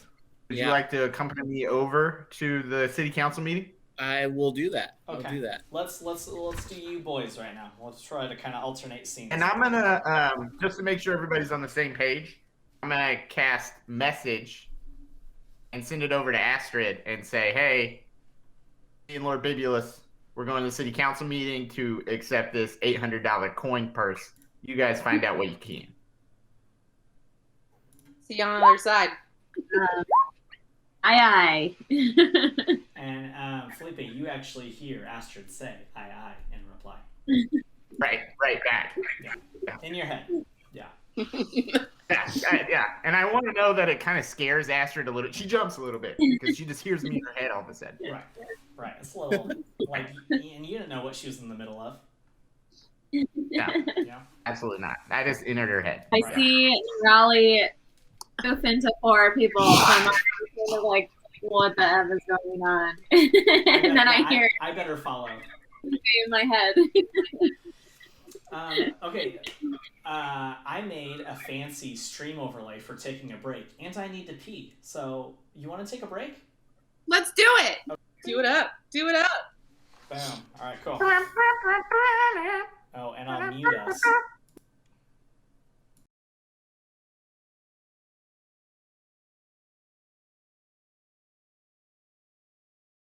All right, welcome back, adventurers. We've got Felipe and Lord Bibulus. they're going to push open these doors and see what's going on in this city council meeting. As you do so, Aragorn stop. or I guess I don't want to full on, railroad you. Are you listening at the door first, or any, little things before I say you go pushing open the door? How about this? I'll try to, if it's all right with Lord Bibios, maybe try to sneak in through the door unnoticed, so I can hear what they're chatting about before we make The ourselves. 7 foot tall creature I walks. don't think Lord Bibios is going to be able to do that. All right, and it, it might be tough for you to do it too, but you can make that roll. I mean, the only way I could do it. Make a stealth check. Okay, I'll make a stealth check. I do have an invisibility spell. Oh, that might come in handy later, though.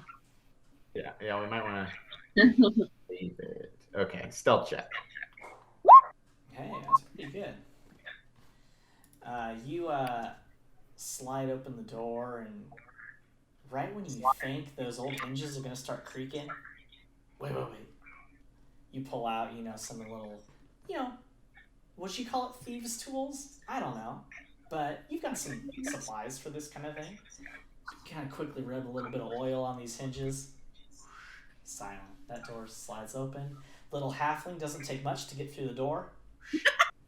Back through. Door's back shut. And you're able to kind of, find an area where the torch lights don't quite illuminate all that great. And while you kind of hunker down, you get the feeling this isn't going to last long. It's not a big room. There's a good amount of people in there, probably 8 or 9 people, and they're furiously debating with one another. Apparently, someone in there wants to shut down the. I'm getting an echo. Testing. Wow. Okay. Somebody wants to shut down the fleece trade until this whole wolf thing gets figured out. And others we can't do that. That will, hamstring the city. And they're having this fierce debate about, how to kind of protect their assets while they've got this wolf problem going on.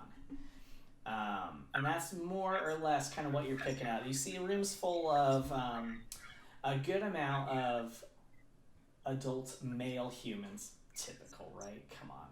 Let's diversify things a little bit. But you also see there's a female and male halflings. They might be husband and wife. Difficult to tell just from your observation. There's a male dwarf in there as well that are making up this city council. That's more or less what you're getting at while you slide in there. Okay. All right. So I think I've gotten all the information I necessarily need or is available that maybe they wouldn't have told me. I do the cantrip message to Lord Babyless and I say, "You're good. You're good to come in. I've gotten the gist of the whole thing. We can make ourselves known."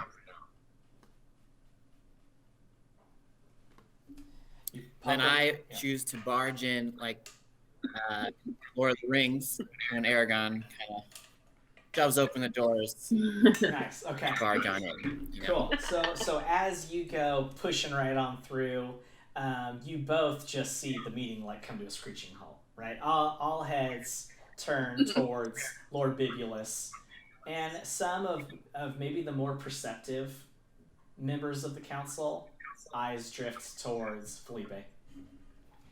And from a few, you get the beginnings of an angered reaction. How dare somebody barge in to the city council meeting? And as some start to kind of make a fuss, others kind of put a hand on the shoulder. You notice the ones that are trying to be a calming presence are also the ones that notice Felipe. More just aware of their surroundings. And they've already taken in 7-foot-tall wizardly staff and daggers and bows upon your back. And they think, we weren't just interrupted, the solution may have just arrived. When the dwarf steps forward and says, "You answering the call?"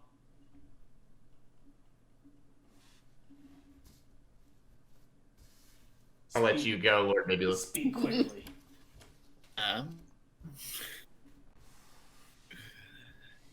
I say, before I give you an answer, I want to know about all this dark magic that's going on. I'm sensing it. And you see them kind of eyeballing each other. You know, who's gonna say something? Who's gonna say what? You know, they're all kind of gauging themselves. The dwarf again, though, takes another step forward and says, "Well, black magic and all that, we're not so sure. But we do know it's something strange. These wolf attacks and sheep nappings, they've been unusually effective. You know, we're no stranger to wolves. We've had wolves living in our boundaries since the age of time. But these wolves, something's different. Their methods are 100 times more effective than any wolves we've run into. So black magic, I'm not so sure." But and somebody cuts them off, and they say, "You don't know about black magic? Well, this has all started when our sorcerer up and left. We didn't have anything like this until that sorcerer left." And somebody else kind of turns and looks at another individual at the council. And then they kind of get a scowl and get accusingly. And they say, "Yeah, where exactly is your brother during all this?" And you get you're connecting the dots that a member of the council has a brother who seems to have been like the town sorcerer. And they were able to kind of, keep some things in check. Well, this sorcerer hasn't been seen for a while, and it seems to line up awfully close with these wolf attacks. Another one kind of pipes in, though, and says, "Well, Wheatley?" And so they're kind of like talking to each other, but they know you're all in the room, so they're almost kind of resuming their city council meeting in a way and allowing you two to kind of be part of it. So, well, Wheatley, he sells pots and pans, ointments, things like that. He was chased off of his cart by a pack of wolves. Says they appeared from the trees as if by magic. When he went back with some village lads, the horses were gone, and so were 3 sacks of leather that he was planning to trade. What are wolves doing stealing leather? Dwarf kind of lets everybody say their piece and steps forward again, or just kind of takes the floor back. Says, "Well, black magic, I'm not so sure, but there is something strange going on here. We've put together here in the town 800 gold pieces for those willing to help us out. We hope that could be you."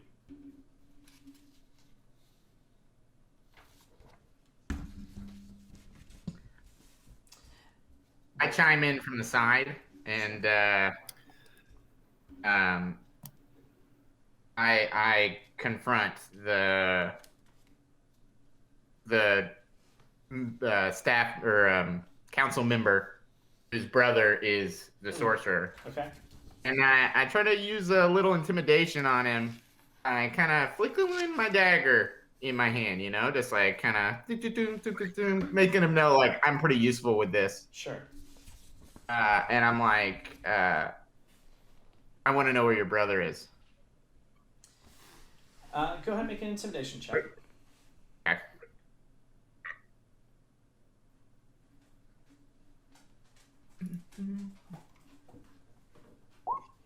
Ooh, a nat 20, second nat 20 of the game, everybody.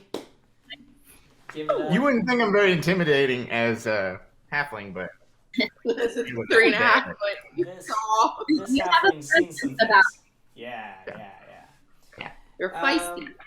I mean, he gets a little bit deer in the headlights, and he goes, "We all would, me especially." He had a habit, Alexi.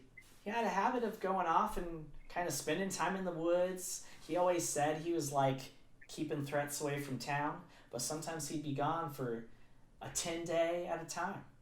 And, well, yeah, I'd very much like to know where he is, too. This is unusual. Normally he's not gone this long.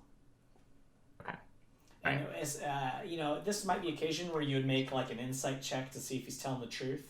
But as part of your nat 20 for intimidation, he doesn't seem to be holding back. Right. Okay. Well, let's cut scene over.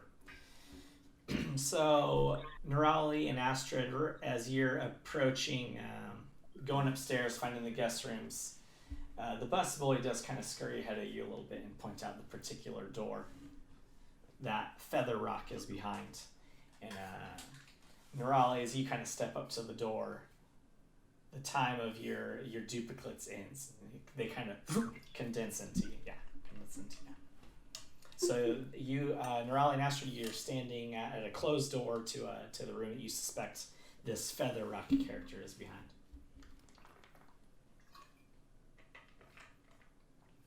Astrid, I feel as if we should go into this situation good cop, bad cop. So, am I the good cop? Yup. What do you think? All right. Cool. I want to kick down the door. All right. Just in case I was going to go with a simple knock, but that's okay too. Nerali, make a athletics check, just because I kind of hope you roll a 1 and you can like stub your toe or something. Oh, if I do too.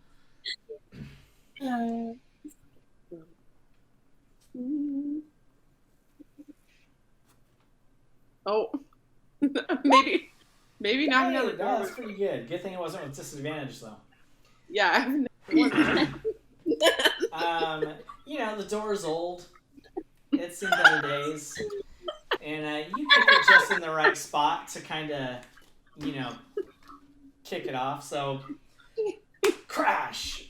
Door swings open. Not off the hinges or anything, but it swings open, and you go kind of striding inside. Ready to tear this Feather Rock apart, and laying down on the bed. This little halfling. He's got bandages all over. No! And he's just like, oh, the gods! What is it? What have I done? Oops. And I just kind of slide in the room behind Rally and go, "Hi there, sorry to scare you." You did. You gave me quite a fright. I will say I am, a bit jumpy. I'm sure you've heard what happened. I can hardly bring myself to leave this room. Sorry about my friend here. She could be a bit of a wild card sometimes. The door was old. And he's like scared to acknowledge it, kind of, So he just kind of.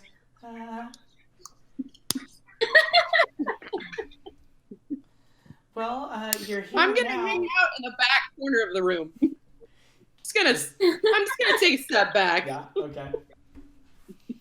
Well, you're here now. Is there something I can do for you? I think you might have the wrong room. No, according to the busboy, we have the right room.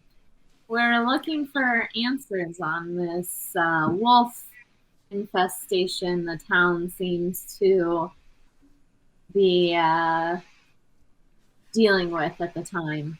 And We better find some answers. Oh, the wolves. No, I should have suspected I'd have to tell this story on another occasion. And he goes on to explain that he was part of this posse that went out looking for these wolves that the town kind of threw together. He was bitten badly. He was trampled upon by his comrades that were trying to get out of harm's way. And after getting bit and trampled, things get a little hazy for him. He's not, he's not sure if he went in and out of consciousness, but he seems to remember there being gruff voices, not familiar to those that he left the town with. arguing, and something was still gripping his ankle. A wolf, perhaps, was still gripping his ankle. But there's... All right, Freddy, come on, buddy. There's arguing going on, and he kind of hesitates, as if he's holding something back. What more do you know? I can tell you're holding something back. I'm going to smash a table and say, tell us! His eyes drift from Astrid to Norelli and then right back to Astrid again. He says, well, I think it was the wolves that were talking. But that can't be, right? That doesn't make any sense. But I could have sworn those wolves were arguing whether they should eat me or not. And well, and he just kind of loses composure, and he starts weeping. He ducks his head. You get the impression you've got about all you're going to get out of this poor fella. I take a leaf from my hair and I offer it to him to like wipe his tears. That's very sweet. He just kind of reaches out, fumbles, and grabs it. And sorry for making you relive such a traumatic experience, but this is very helpful information for us. I'm just going to leave the room. Yeah. And he doesn't even get up to close the door as you all leave. He's just huddled in bed, trying to forget some of those memories. Would you like me to play my flute before I leave? Maybe another time. Yeah, that just sounds nice, but not right now.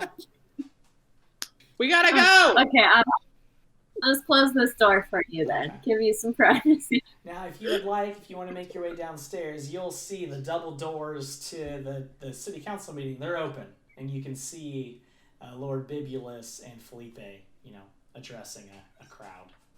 If you'd like to join them. Let's go! I slip in the back. Okay. So, Felipe and Lord Bibulus, you feel, you sense the entry of your adventuring partners as you're still kind of trying to get information out of the council. Do you have any other questions for the council? Or we'll say you guys also compare notes if you'd like. Any other questions or information you have? Yeah. Is it just the goods and the sheep and the sorcerer that is missing right now, or have other things or other people vanished? Just those. Is there anyone that seems to have lost any money because of the wool trade that would have some sort of vengeance on the town? No. They're kind of looking at each other like, does anybody have an appropriate response to this? No. And the female halfling says, no, business was good. Nobody was making enemies. We were headed down in a good direction before all this started happening. I guess I'll cue in with that question and go, would there be anybody who benefits from the trade ceasing or being disrupted? Same female halfling, she kind of shrugs and goes, we don't really have many neighbors. As you know, you had to get here on your way. You didn't pass other towns or anything. We don't really have much in the way of competitors. No, I wouldn't say so. One gentleman who's kind of kept silent the whole time. Actually, this is the brother to the When do sorcerer. all these attacks seem to be happening? When? It varies. Sometimes at night, sometimes in the bright of day. But they're always calculated, careful, distractions, and some claim even magic of some sort. But there hasn't been a real pattern or anything. And at that point, the brother to the sorcerer. He's actually wearing like priestly vestments. He seems to be the town's priest. He says, now, some of you might be thinking that perhaps these wolves are, well, something darker. We've heard rumors and legends of were creatures and whatnot. Well, we've had several moons pass and haven't seen any funny business. So we've had some discussion about werewolves and the like, and none of us here are experts on that kind of stuff, but we don't think that's the case. Ooh, so no werewolves. We don't believe so. But again, not an expert, but you know, we have some learned men here.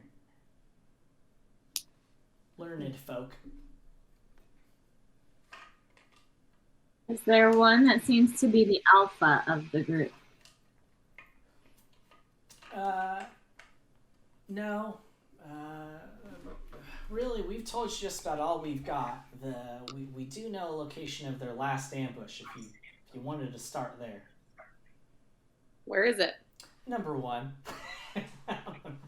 Number 1 on your map. It's down over to the west, just outside of the tree line.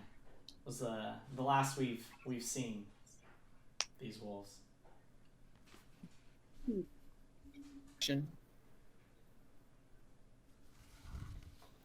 You cut out, Matt.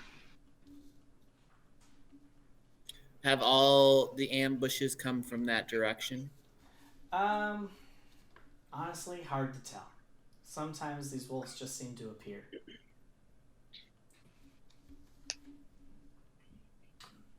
But we'd be... Alrighty, well, group, I think we've probably gotten everything we can get out of these guys. Yeah. So I think this is about the time we go... make it 1,000 and we'll make the wolves go away. Start a little bit. Or when we head out, maybe I get an extra couple hundred. You want so Felipe, make a persuasion check, and Lord Bibulus, you're asking for a down payment. Is that what I heard? Yeah. Absolutely. I'd be putting our lives Let's up. go. Oh, not bad. You see there's been a sack that you can imagine is holding 800 gold pieces on the table, surrounded by these council members. And you start seeing some of them hardly hesitate, others a little bit more so. They start taking off like some silver brooch that they keep their clasp with, Shit. putting it on the table. You know, it seems like they don't have a lot more coin to contribute, but they're willing. They're literally taking off some jewelry, whatever, trying to sweeten the pot as best they can. They know this is a real problem, but they're not like shorting you. They've put together about as much as the town can, and they try to kind of sift out what they suspect to be about half the 800 gold pieces and push it forward. With this, though, they start getting the stern look. Say, with this, we don't expect you to go running off. Just kidding. You have our word. You will get at least 400 gold pieces worth of some service. Very well. Aspen's the only one that's holding this group from running off with all of them.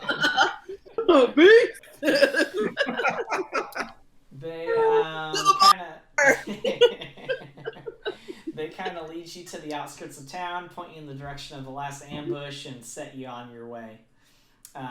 You get there, and if anybody would like to use any sort of skill that they might have to try to track or figure out the direction of these wolves, you're welcome to do so now. Let's see what we got. And you can just tell me what you want to do, and I can tell you what skill to roll if you need to roll at all.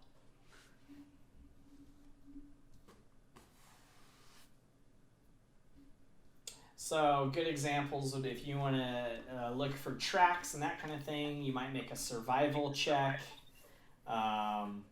You can make a nature check if you just want, if you think you've got some knowledge on just the behavior of wolves, stuff like this. You just throw out some ideas and I'll tell you what you want to roll.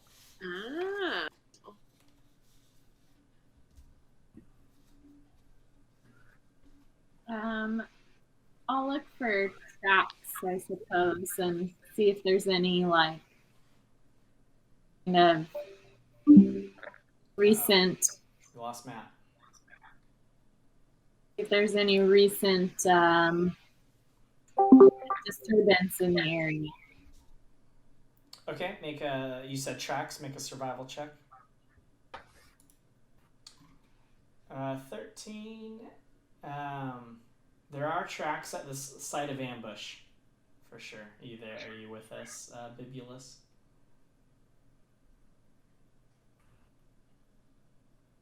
Lord Bibby. I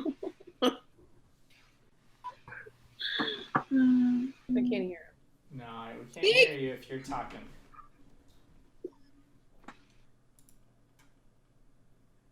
Dave, for animal messenger, is that just me being able to like send a message through an animal? Yeah, so you give a message to a squirrel, that squirrel would walk up to whoever you want to give the message to and give the message. Okay. Survival or perception, so I'm gonna say no for me. I feel like we are the same in that. My deception's high, intimidation, nature is Right, low. very similar skill sets. Yeah, we do. Between us. -1 for athletics, though. All right. I mean, that's totally fine, but also you just tell me something you want to do. You don't have to worry about like your skills, and I'll just tell you if I want you to roll something. If there's anything outside of like the examples I provided. I would say, is there anything other than yes, Matt? We can. Is there anything other than like normal wolf tracks? Anything out of the ordinary that you would see that were like, okay, here's the tracks. They're leading into the wolves. Is there anything suspicious? Yeah. Make a perception check. Okay. How do you do? Oh, not bad. I have a lot of perception, but I did pretty good. Looking at you, your eyes eventually get to the tree line. You thought, maybe some glowing eyes that darted away when you met him, maybe. And it seems to line up in the direction Astrid seems to think the tracks are going.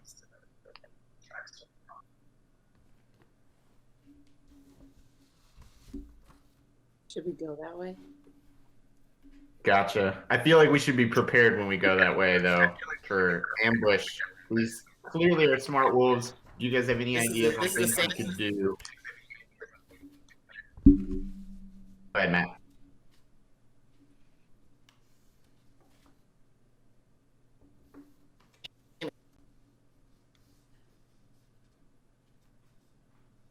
I think I started to hear you, Matt.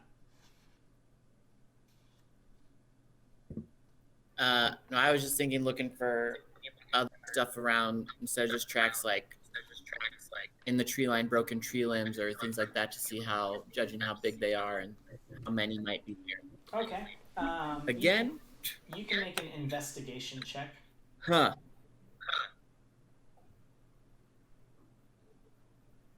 If you can hear me, Matt, you can make an investigation check.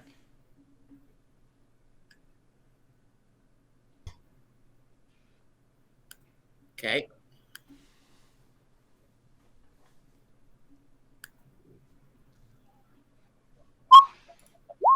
That's nice. Tough to tell. You're more of like a, paper quill guy. You spend most of your time in like libraries. This tromping through the nature. It's not your forte.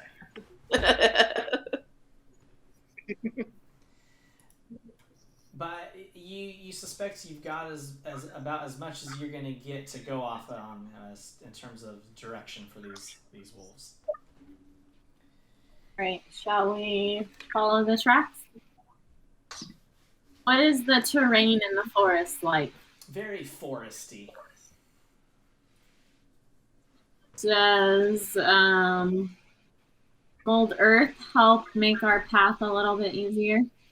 Maybe in points where there's some difficult terrain. You've got every now and then there's kind of like swampy looking areas that you could potentially kind of help shape the earth an easier way through. Definitely save you some time. So Astrid kind of connects with some of her druidic nature powers and helps kind of carve your way through this forest at different times, shaping the earth itself before you, which turns what would likely have been about a 4-hour journey through this forest into 2 to 3. Some delays along the way as you're trying to continue on with the tracks. The occasional glimpse of glowing eyes that are consistent with the direction you get to. And eventually you actually get to the northern side and are at a tree line. You've gone through to the other side of the forest for the most part. And nestled up against some of the hills, you see a cave entrance. And it's about 10 feet wide and 10 feet tall at its highest. And set in a low cliff of gray stone. There's also a thin plume of smoke coming from like the top of this cave and kind of deeper in as well. Maybe you suspect the smoke's coming from about 30 feet like within, but it's coming up from the top, about 30 feet in. And you see milling around the area wolves. In fact, let's change our visual. Ooh. Now, are you seeing darkness or are you seeing the map? Black. Okay. I see dark. That is intentional. Okay. All right, now you should be having some open up to you. Correct? Mm-hmm. Yes. Ooh. You see some wolves, but strange. Like, there's a couple wolves tearing into a sheep carcass on the far left. But like that wolf on the far right, it looks like it's putting up a fence. And are these wolves tending a fire in the middle? Certainly odd behavior for a wolf. Oddly intelligent behavior. And it's also got kind of this like oddly peaceful. The scene in front of you is these wolves are kind of going about like chores almost. Just seems oddly peaceful and serene. But that's the scene before you.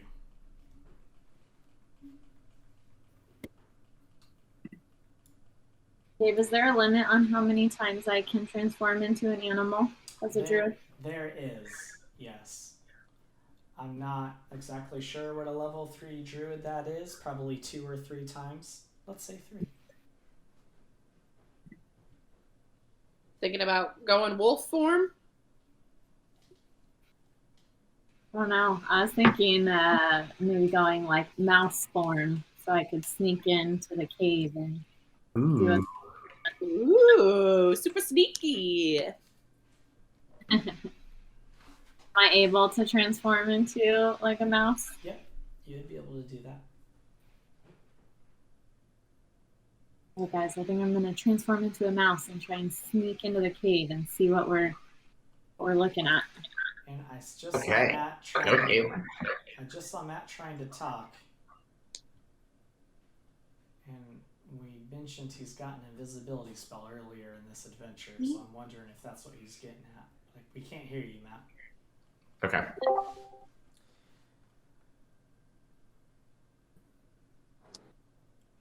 All right, is this better? Yes, it is. I don't know why my computer was doing that. Yeah, it's all right. Oh, you can even go landscape, so it still looks nice in this stream. Hot dog.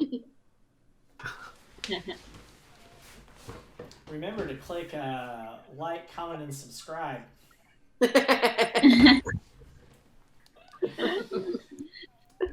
And Matt, it looks like you were trying to throw in some ideas as well.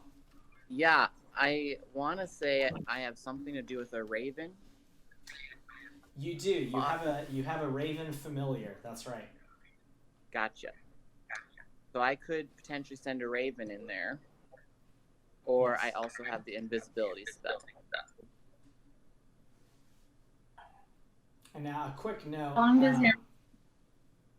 Quick note for your raven. As long as that raven is within 100 feet of you, you can actually see through its eyes. As a part of your wizardry. So you would kind of warg out, your eyes would glaze over, but that might come in handy in this situation. Yeah, that sounds good to me. Would you rather do that, Kate, so we can save you for bear form or giant spider form, where you're killing everything in sight? That works. All right. I don't know about mouse form is really going to help us if this thing breaks out.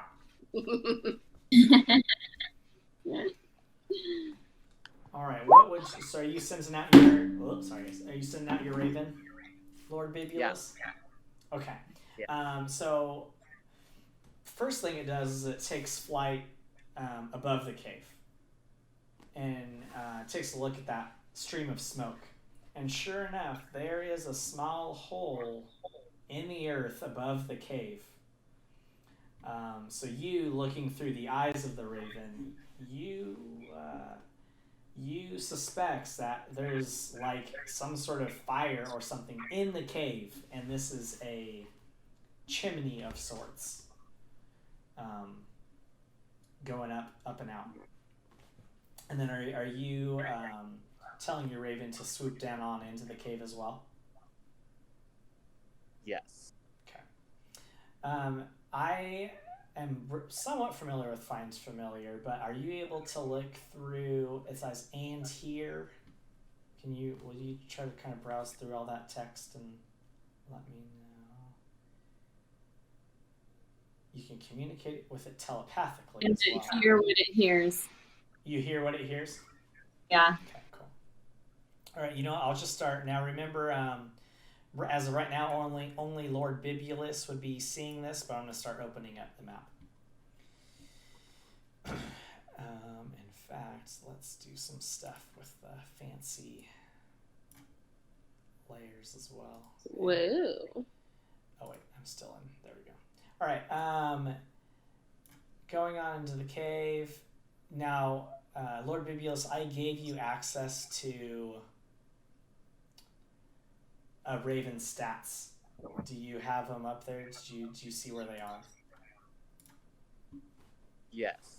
Okay, would you make a stealth check for it? Stealth? Yeah, yes, please.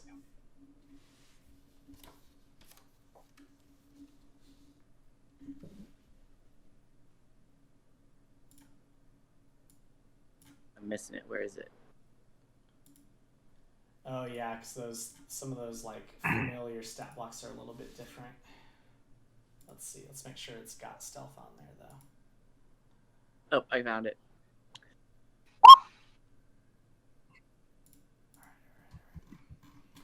Cool. Okay. So going into we've got some stuff for it.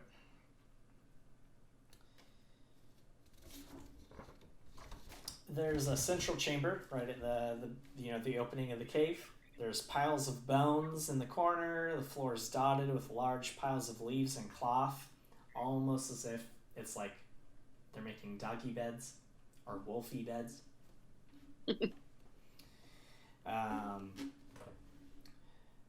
There's also like really, I don't know if rudimentary is the right idea, like simple illustrations. Think like cave drawings on the walls. And make just like a straight intelligence check, Lord Bibulus, as you see through your raven's eyes.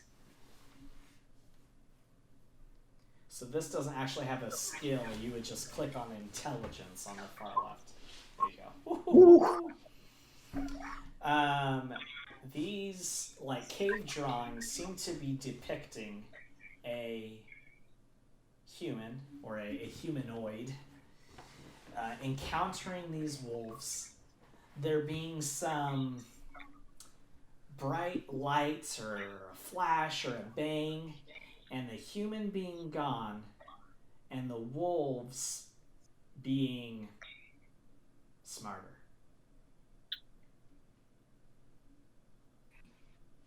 You think you're looking at some attempts to tell the story of what these wolves seemingly have been through in the last few months.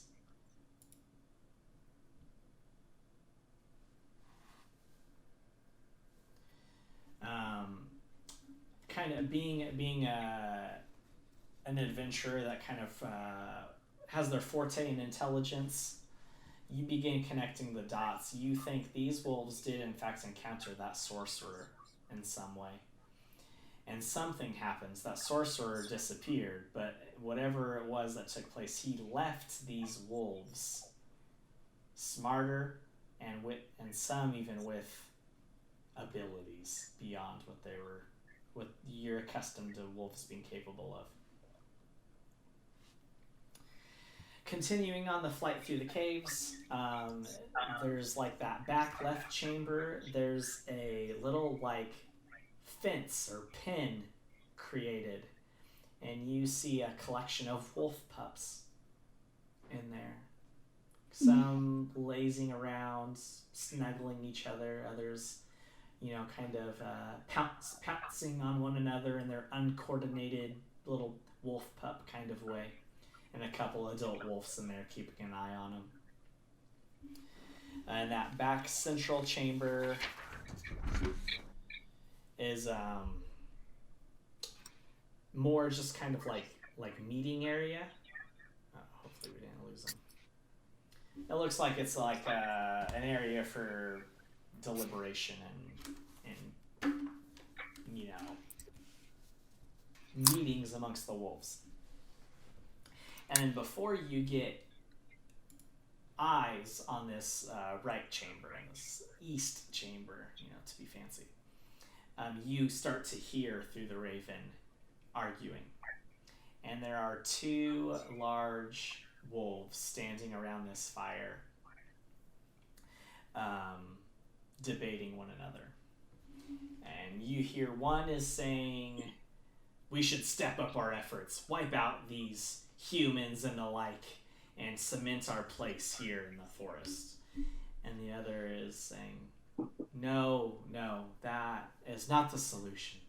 We should pull back. We should slow things down. They're increasing their efforts to find us, and we're just trying to make a living. We're just trying to survive out here.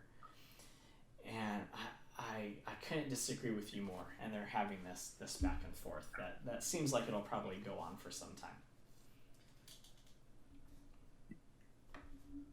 And that gets you through that appears to be the entirety of the cave that your raven's been able to kind of fly and perch from piece to piece, perch to perch, and take in.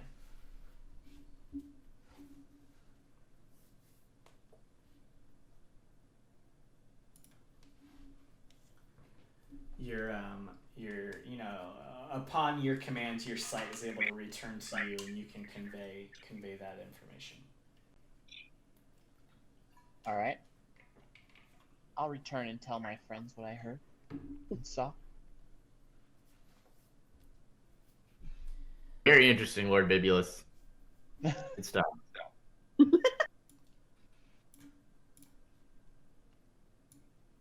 All right, so All right, team. The information is collected, it's gathered, is your your initiative here, adventurers. Were the wolves speaking English?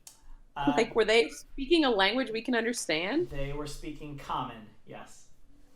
Okay, not English. I feel like we need to talk to these wolves that are inside, and we definitely don't need to let them escape. Lord Bibulus let us know that it doesn't look like there's any alternate routes out of this cave other than the front entrance. And potentially the chimney. Chimney. Yeah. Yep. Gotcha. Are we trying to get in to talk to them? Or kind of do some damage? I feel like we should maybe talk to them, and then if we have to do some damage, we're totally happy to do so. Right. I think there's more to understand. I agree. I think we're gonna have to do some damage on these outside wolves. I don't think we're gonna be able to just walk up and say, "Hey, we'd like to talk to your boss." Unless we sneak back in. If we do damage on the outside ones, won't the inside ones probably hear us and come out and help though? And then they won't want to talk? It's possible. Yeah. What? I guess open to ideas. Michael, do you have pass without trace? No, I Okay. do not. I do not have pass without traits. The only thing I do have, which would be interesting, is I have message, like I've used many times before. It's got a 120-foot radius. I could definitely get a message in to one of those wolves that are talking and say, "We'd like to speak with you." What do you guys think of that? We can do that. I don't think that's a bad idea. Yeah. Dungeon Master, am I able to depict which one that was like, we don't need to kill everybody type thing? Well, do you need line of sight to do this message? I don't know. It if just you says do. 120-foot radius, but let me go in and double check with my information. You point your finger toward a creature within range and whisper a message. The target and only the target hears the message and can't Okay. reply. Okay. You can cast this spell through solid objects. So Okay. No, I don't think you need line of sight. Then they just need to be within that. Oh, that scared me. Within that 120 feet. So yeah, you're able to do Yeah. that. And it just based off says of- if you're familiar with the target and know it is beyond the barrier. So let me look at something in one of your character sheets to see if there's something that could help. That would have been cool. yeah. It does say the spell doesn't have to follow a straight line. It can travel freely around corners and through openings. I don't have to go through like the wall. I like it. I like this idea. So, based off of Lord Bibulus's description, there was a like orange-colored wolf that was the more like aggressive sounding one, and there was a white wolf that was trying. It seemed to be a little bit more like passive about the confrontation. Okay. So I cast my cantrip of message to the white wolf, and I say, first off, don't freak out. Friendly voice in your head, you're not going crazy. We've been sent by the village. We are in the edge of the forest, and we would like to have a simple chat with you about your intentions with the wolves. We do not come harm if not necessary. Okay. You wait for a reply that will come, Right. into your head, and there's a moment of silence, and a little bit more. And you're starting to wonder if you're not going to get a reply, and just very quietly, you hear, "Meet me to the east." That was a stage whisper. Got it. Meet me to the east. Right. Got it. So everybody, let everyone know. And make a insight check, Felipe.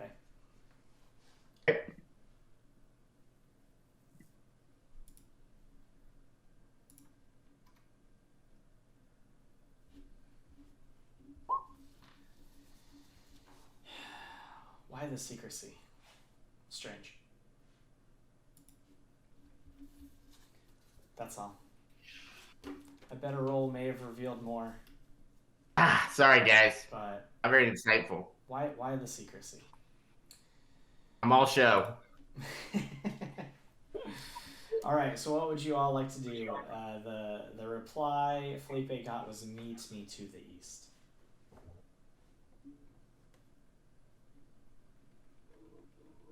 Hmm. Do you think we should go all of us? One of us, two of us?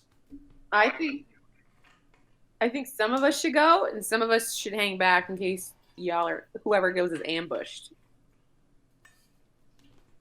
I don't Okay. want you to die. All right, I feel like I should go since I was the one whispering in this dude's head. Who wants to come with?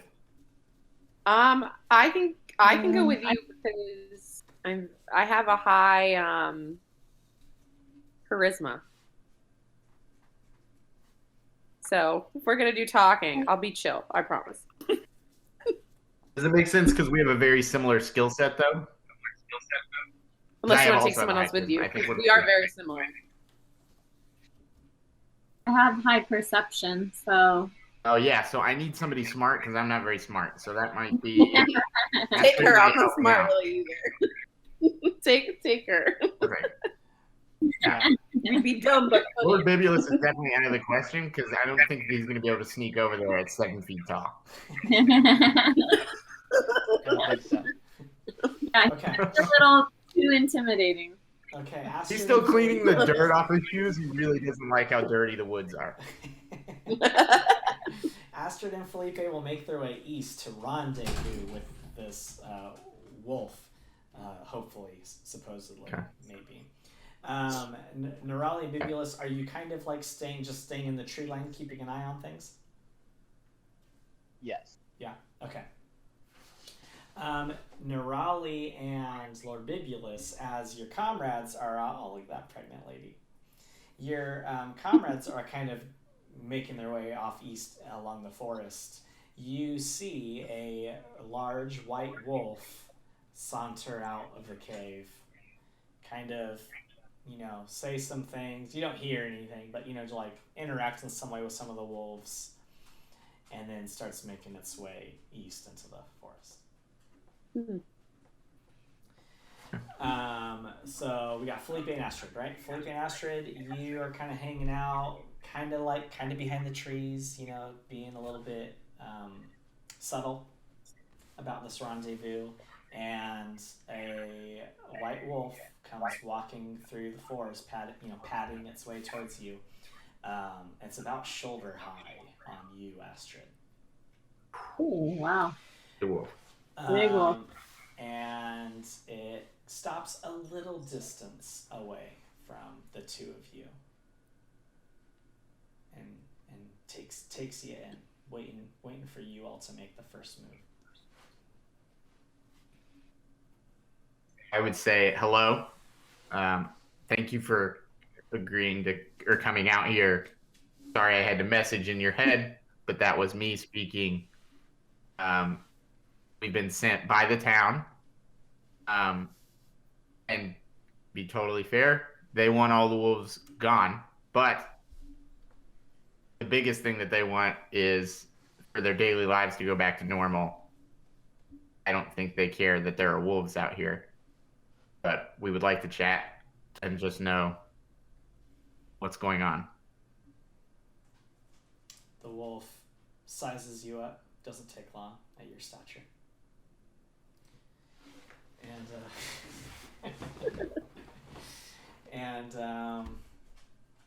it kind of nods its head a bit, and then it opens its mouth and begins to talk to you. Just kind of a bizarre feeling. A little freaky. And she says, I don't care about that village. I just want the pack to survive. That village has hunted wolves down in this territory for generations. We've come upon the ability to make our survival easier with an encounter we had with one of the two-footed folk. And we've taken advantage of that. I recognize the danger in continually provoking the two-footed ones. And also see the wisdom in slowing things down, maybe even relocating. But I am only half of the leadership of this pack. And my brother, well, he doesn't see it the way I do. Astrid, do you want to see if you can maybe perceive if there could be some division? Like if we could maybe cut the amount of wolves we have to face in half?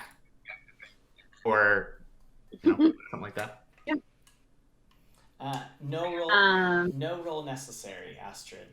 Just in the body language of a wolf. In its words, it seems to be truthful. It does seem to be oddly intelligent, which is still kind of even a little unsettling to hear these words coming from a wolf's mouth. But there does seem to be, at the very least, at the leadership level, some dissension. Is there others that feel the same as your brother? There are others, yes. How many? I mean, there's some who are staunch supporters of the both of us, and there are others who, have tried to maintain neutrality. It's difficult to tell. My brother has outfitted some of his more dedicated supporters with some crude leather armor that makes them identifiable. Hi, kitty.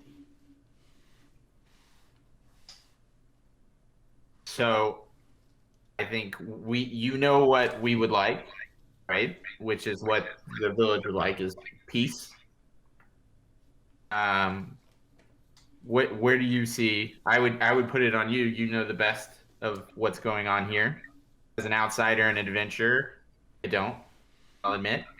What would you see as the best way forward? How can we help you make this happen?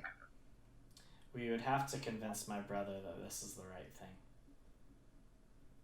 And if we are unable to do that? It's hard to imagine my brother letting two-footed folk leave. You know where our day If is. it comes to blows, where do you fall? I've seen too much wolf blood shed. We cannot suffer more losses.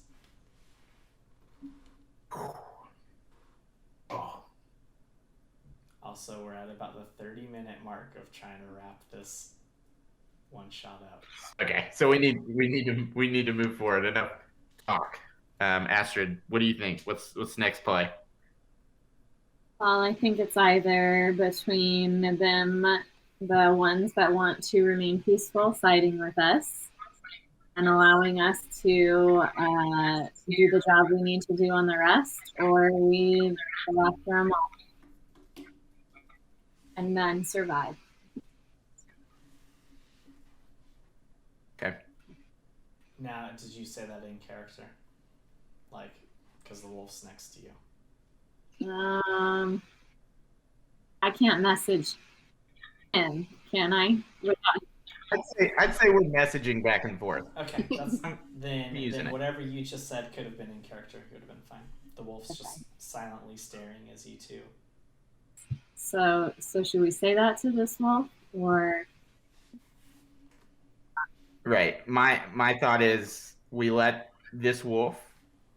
I don't know. Do you want to go with the wolf? Because basically, what I'm going to say is like we want to give you the opportunity to try to do this. Yeah, I think that's good. Should we go with the wolf to do that, or I guess we should ask like, would it be better if we stay back? Yeah. Nerali and Lord Bibulus. Now, some time has passed, and your party has been to the east and along the tree line. You see a orange, large wolf come walking out, looking here and there, seemingly searching for something. And 3 more wolves come walking out of the cave behind it with this crude leather armor straps to their hides. And the orange one kind of starts, as best you can tell without hearing anything, kind of bullying his way around the other wolves. And one of them kind of points a snout to the east. And this orange wolf and the three followers start making their way east towards your party. Oh man. We don't know. We don't know. I want to send my raven to warn them. Okay.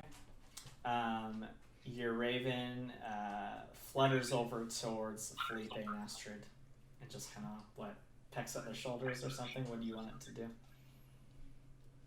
Yeah, just to stalk above their heads. Okay.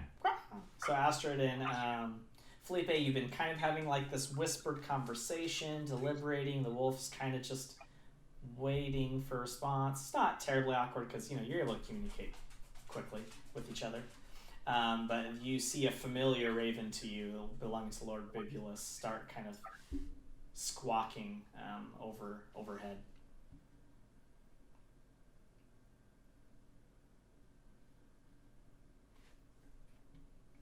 So, and I'm going to say this to the wolf now.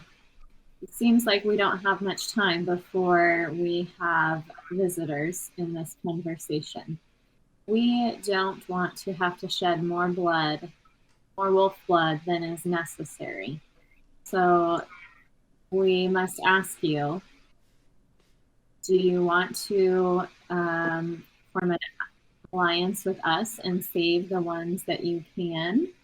Or are you going to side with your brother and possibly lose your entire frame? Okay. I would like the both of you. You can either each roll, or one of you can roll with advantage. You're going to either make an intimidation or a persuasion check, whichever you think is most appropriate. So again, one of you can roll with advantage, or you each can roll once. So, Kate, persuasion, I have like a 5+ on. I don't know how good you are with persuasion or intimidation. I'm negative on both, so why don't you roll and we'll take the advantage. So I will roll with advantage on persuasion. Okay. Did you say you're negative, Kate? I'm negative in both of those. So I'll go. Dramatic. 16. She's not inspired by the words. She doesn't feel like it's a decision she can be, proud of. But you also sense like a sense of resignation in her body posture, body language. And she says, I'm going to try to get to the pups. I'm going to try to get to those that I think I can trust. And we're going to start to leave. You do what you have to with the rest. So, do we have your word that you would no longer be attacking the village if we let you go? You have my word. We're not only not going to attack the village, we are going to leave this territory. Perfect. And then I'd like to send a message to Nerali of what is happening. Hold right now. The bad wolves that we will watch out for are the ones with leather, and the orange wolf is the leader. Hold now. We are on our way back. Message received. The white wolf turns around and starts going back towards the cave. You suspect to rally up the pups and whatever other wolves she can. As you start to make your way back to the party, however, you hear this white wolf getting stopped. And just where were you? Oh, God. And you hear some mumbled reply from the white wolf. Actually, the orange wolf says, "Where were you, Bolt?" And she says, "Flame, I was," and kind of drifts into murmur. So we now have names for our wolves. And you hear one of the armored wolves starting to sniff. And Flame says, "What is it?" And the armored wolf says, "2-footed." And you hear Flame say, "Fan out. Get the others ready." And this is going to start to go down pretty quickly. Do any of the four of you want to do anything in particular before we start kind of jumping into full combat mode? I'm gonna turn into a bear. Okay. I have the power of suggestion. Does that mean I could get the white wolf to fight for us? Or ask them are you able to put the spell into the chat so we can read it? A lot of stuff. Yeah, do I just click on it? Yeah, you can click on like the speak bubble next to it, I think. You can suggest a course of activity and magically influence a creature you see within range. They can hear and understand you. Asking the creature, the suggestion must be worded in such a manner that it makes the course of action sound reasonable, like they won't stab themselves. It's possible depending on how you word your spell. And you would just need to be within 30 feet of the wolf. Oh, here, let me try to update our map a little bit here. So white wolf we'll say is like just coming out of the tree line. Oh, we don't even have you all in here either, do we? Oh, do we need to? If you can. And this map also doesn't have much of a border. So, yeah, just right in there for Astrid and Felipe. And just like right over in the middle for Lord Bibulus and Nerali. And with each square being 5 feet, 5, 10, 15, 20, 25, 30. You're close to being able to hit the white wolf. Nerali, you might just have to move a little bit first. Okay.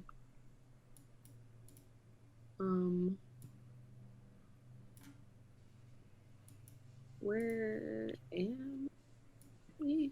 Do we think that's a good idea? I mean, because if I can convince the white wolf, I could probably get others. It gives us more people. No. We're gonna fight. I just killed myself. Okay.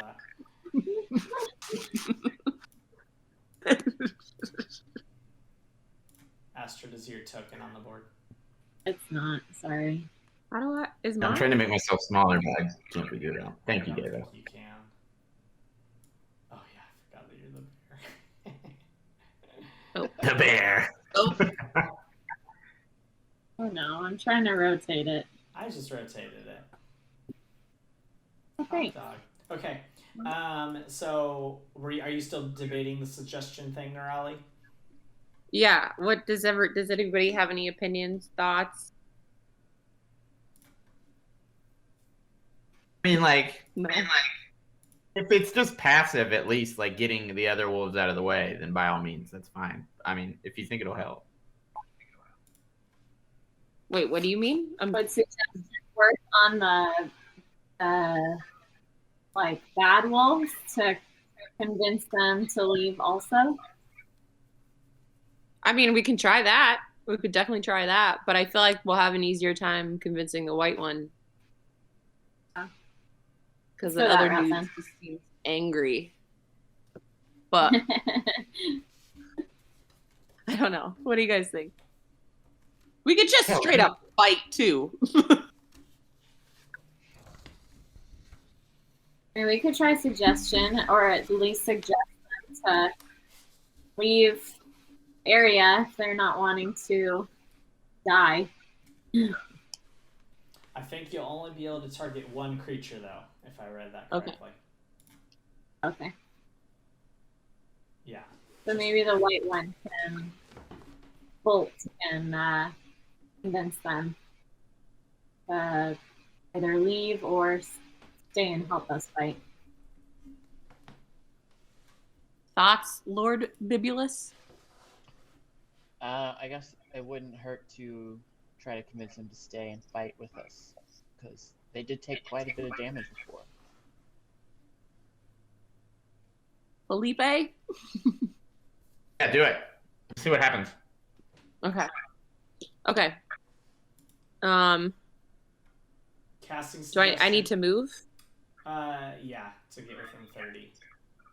Okay. I don't remember what my little individual And I looks don't like. think this is accurate. Oh, we'll say it's accurate. You just need to move within 30 feet of White Wolf, which is, I think you guys can see my arrows, right? Yes. So Yeah. not much. It's not like You're the character right there with like the little spear thing, right? Yeah, I'm trying to click it, but it's Oh, okay, no worries. That's thank you. good. Not, we're not too concerned about all that. All right, I need to make some sort of save. I'm assuming a wisdom save for Bolt. I need to what? Sorry. I need to do something. Ah. Oh, not great. Okay, so your spell is going to take, but how do you word the suggestion? You have a sentence or two. Ooh. Tricky.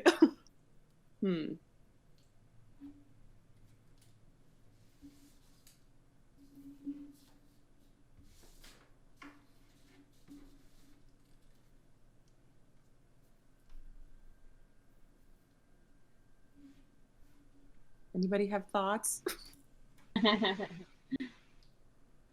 Go for it. I think you got this. I would just say be specific, otherwise it could come back to haunt us.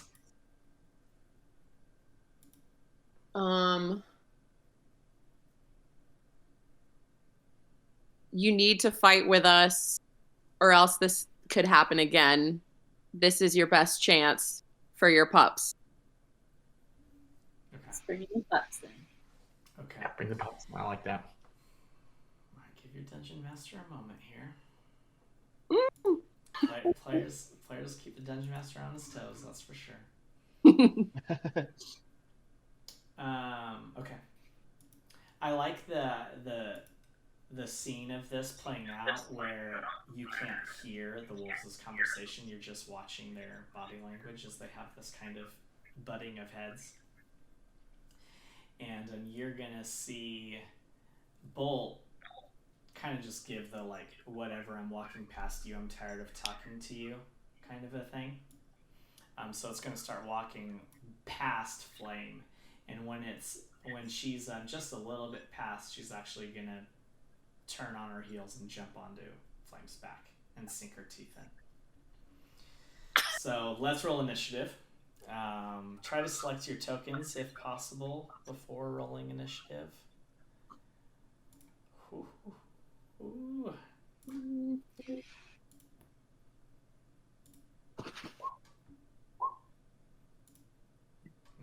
I really wish I gotta have this set up so it labels who is who. I know there's a way to do it too.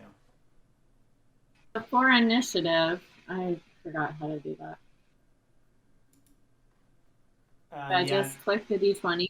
No, I mean there is a character sheet option, but if it's easier to do D20, you can.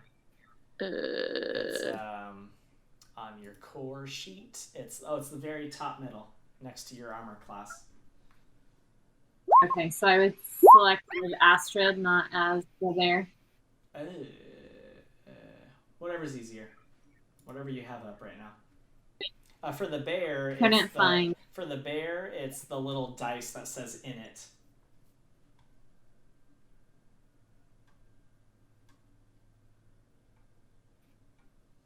Oh, yeah, okay.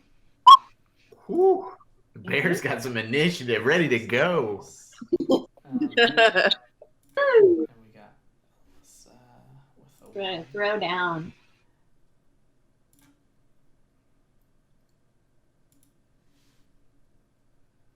Did that go? Okay.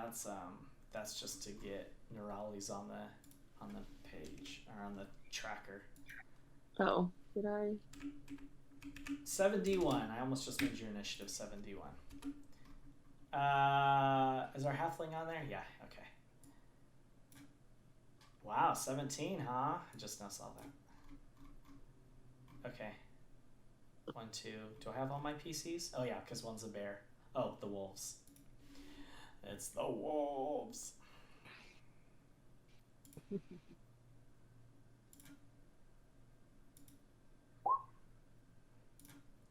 Okie doke. And let me, before I forget, let me roll some damage for Bolt sinking her teeth into. The heck was that? Oh, it's our sprinklers. Don't mind the armor class. I'm just saying she like automatically hits when she ambushes them. 7 piercing to flame. Okay. Now that gets us to initiative. So, Astrid, that is you. Okay, where is Flame? This one? Flame is this one. Okay, that's what I thought. And Bolt is the I'm one gonna color. move. Okay, I'm gonna move and do Bite Claw. Alrighty, go ahead.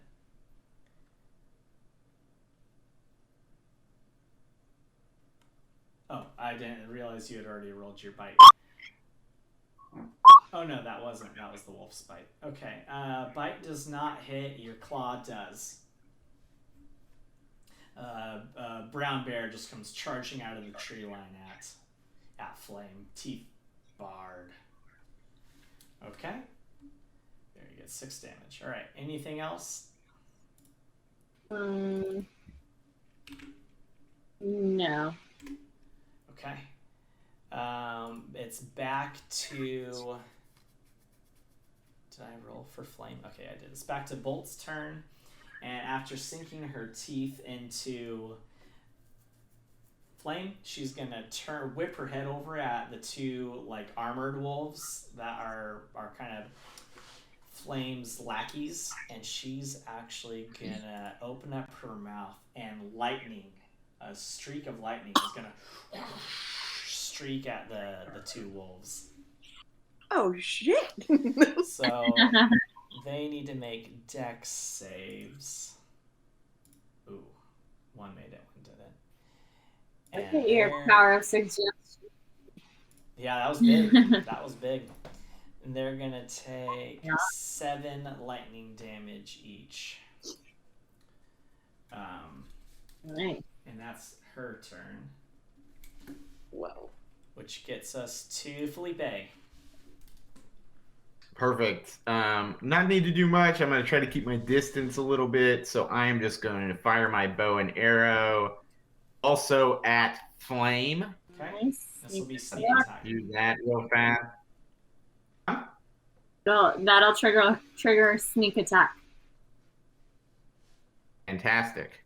Yeah. What does that mean for this whole thing? It'll mean you do I more gotta hit. damage if you hit. Come on. And you do hit. So click Boom. on the short bow to do the short bow damage. Yep. And then you should have a sneak attack on your character sheet that you can click. Okay. Yes, I do. I know where that In the is. middle. Don't click the one that's like red font. Click the sneak attack in the middle of your character sheet. Oh, yes. I clicked it, nothing happened. Here. Unless do I need to like check mark it? No. Click sneak actually. 1d6 sneak. Click that.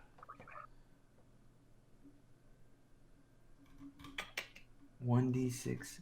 It's right next to the sneak attack option. Okay. Yeah. Oh, nice. So 10 damage to Flame. Yeah. Very We're nice. messing that orange idiot up. Any movement? And then I'll hide behind a tree. Right there, that little bush. Classic. Okay, make a stealth check. Love it. And I'm done. Stealth check, is that what you said? Yeah, stealth check to hide. Okay. Nat 20, baby. Okay, nice. Flame's already got some, like, wounds opening up. And it'll be the wolves' turn. So, these ones by the fire are going to... do they see our wizard and sorcerer hanging out in the tree line? Yes, they do. Oh, no. So these two are going to come in and take one each. These ones are actually going to, like, see how this plays out. Perhaps they're more on the bolt side of things, or perhaps they're more the neutral wolves. Okay. We need bite attacks. First one will be for our wizardy friend, a 14. Does that hit you? Remember, you have mage armor on, Lord Bibulus. Mm-hmm. So I don't think that hits, huh? My armor class is 16. Okay, yep, doesn't hit. And against Norelia. Did I say that? Did I just change how I said your name? Yeah. Norelli? Is that how we've been saying it? Norelli? Oh, me. Yeah, that 18 is to hit you. That hits you, right? Yeah. Alright, so you're gonna take 7 points of piercing damage and make a strength saving throw to not be knocked prone. I can't, like, throw my shield up in this situation? The shield adds 5 to your armor class. So if you add 5 to your armor class, is it 19 or higher? Let me look.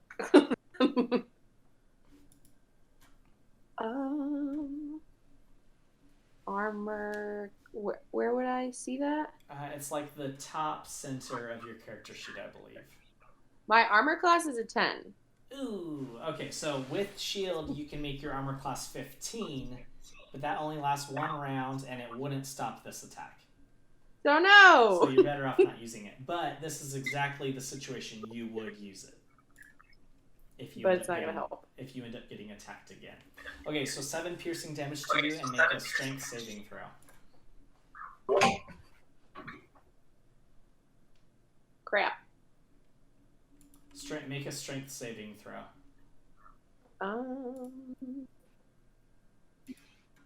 Where do I do that?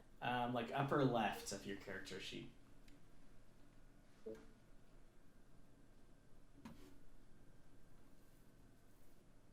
Oh boy. Okay, you're prone. You just got Nala pinch again. No. Okay, and these two ones wearing armor are going to attack Bolt.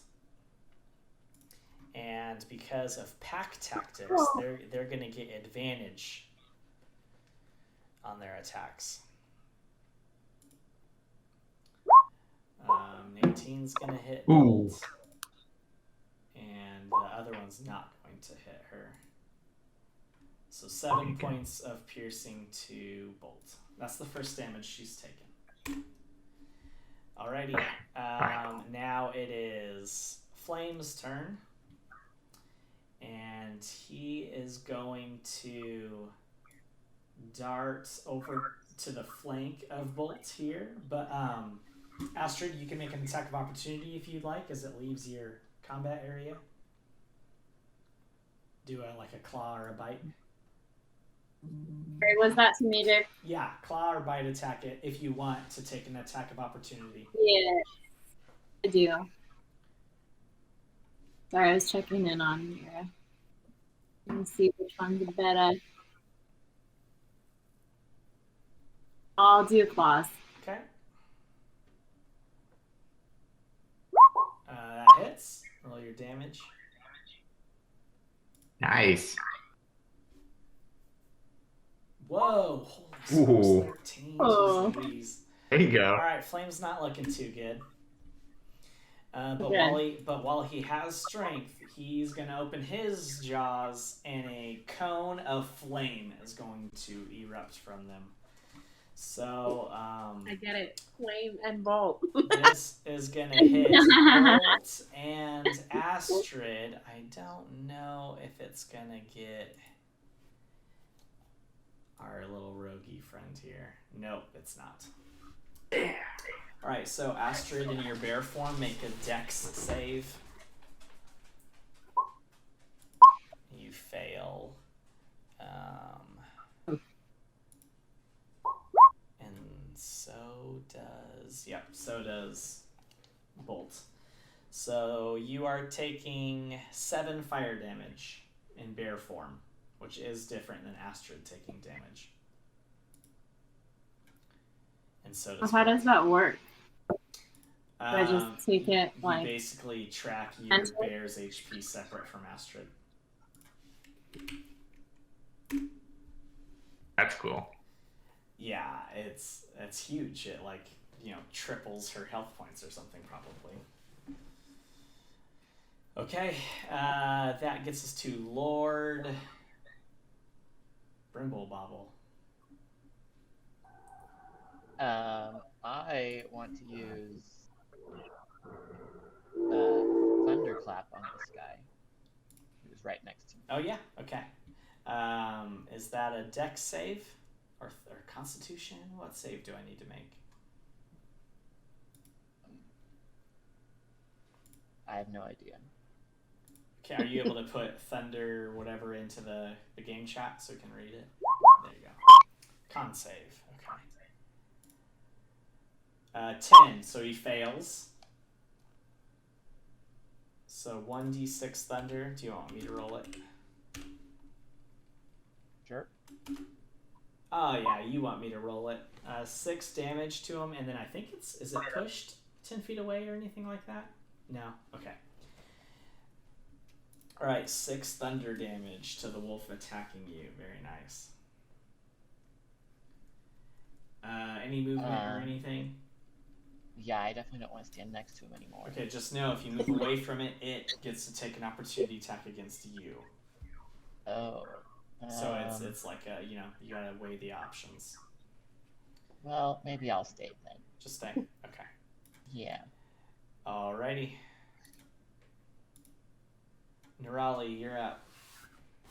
I'd like to shoot a chaos bolt Yes. because it's time. Chaos. All right. Who are you aiming at? I'm going to aim. Can I reach flame? Chaos Bolt will tell you what range it has. Let's see. Where are you? There you are. It's got 120 foot. Yeah, you can hit flame. Let's do it. Alrighty. Click it. Nice. Okay, you need to make a ranged spell attack, which is a d20 plus 5 for you. Do you want me to roll it? Yeah. 14 is exactly his armor class, so that hits. Nice. Now we get to roll a d8 to see just what kind of damage you're dealing, because who the heck knows with this wild sorcerer.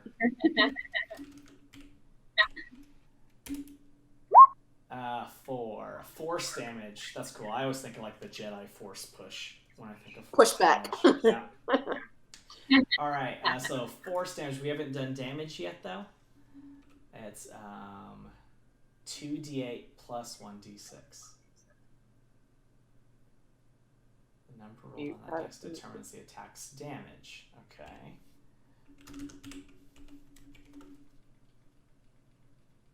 $2d8 plus 1d6. Wow, fancy. 14 damage to flame. Whoa. I actually think that might be enough. Yeah. Chaos Almost. Flame's just barely holding on. Oh. Ooh. And then I think this Chaos Bolt does something even more crazy. If you roll the same number on both d8s, a 4 and a 5 and a 7. Okay, we don't have to worry about it. But apparently, if where you rolled a 5 and a 7, if it's the same number, it does something even more crazy. But speaking of crazy and you wild magic sorcerer shenanigans. Oh no. What happened this time? As magic surges through your being and you unleash this chaos bolt, you feel yourself strengthened by the arcane that surrounds you. And you now have damage resistance for the next minute. Oh, heck yeah. Yeah, that's a good one. Yeah, that's awesome. That's a good one. Back to you, Astrid. This flame is hardly standing. All right. Do I take out Flame or the other two that are attacking? Take the leader out. Maybe they'll follow suit. All right. And then White Claw.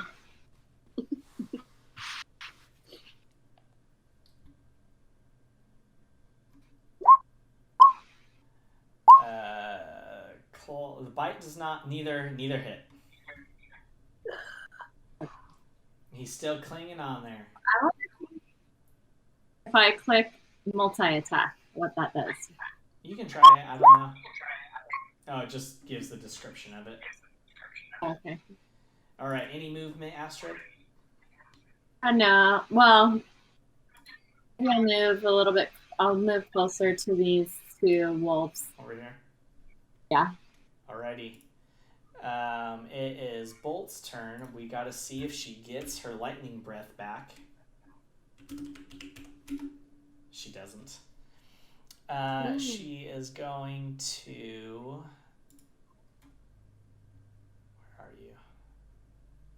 Where are you, Bolty?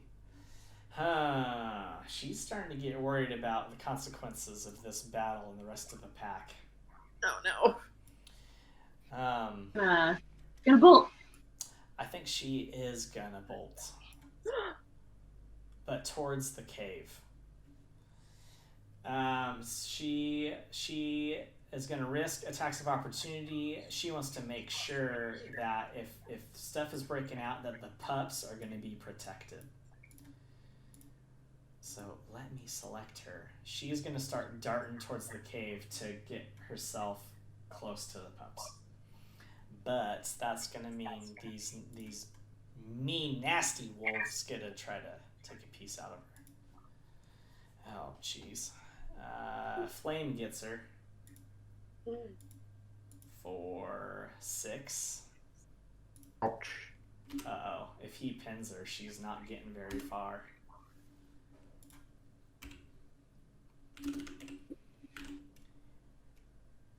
What is it? Dex? Strength. Okay. Wow. She goes to try to head off towards the pups, and Flame pins her to the ground. No. Alrighty. That's the end of her turn, unfortunately. That gets us to Felipe. Yeah, I'm gonna try to take out Flame with the short bow, and I get sneak attack on that too. Yes, you will.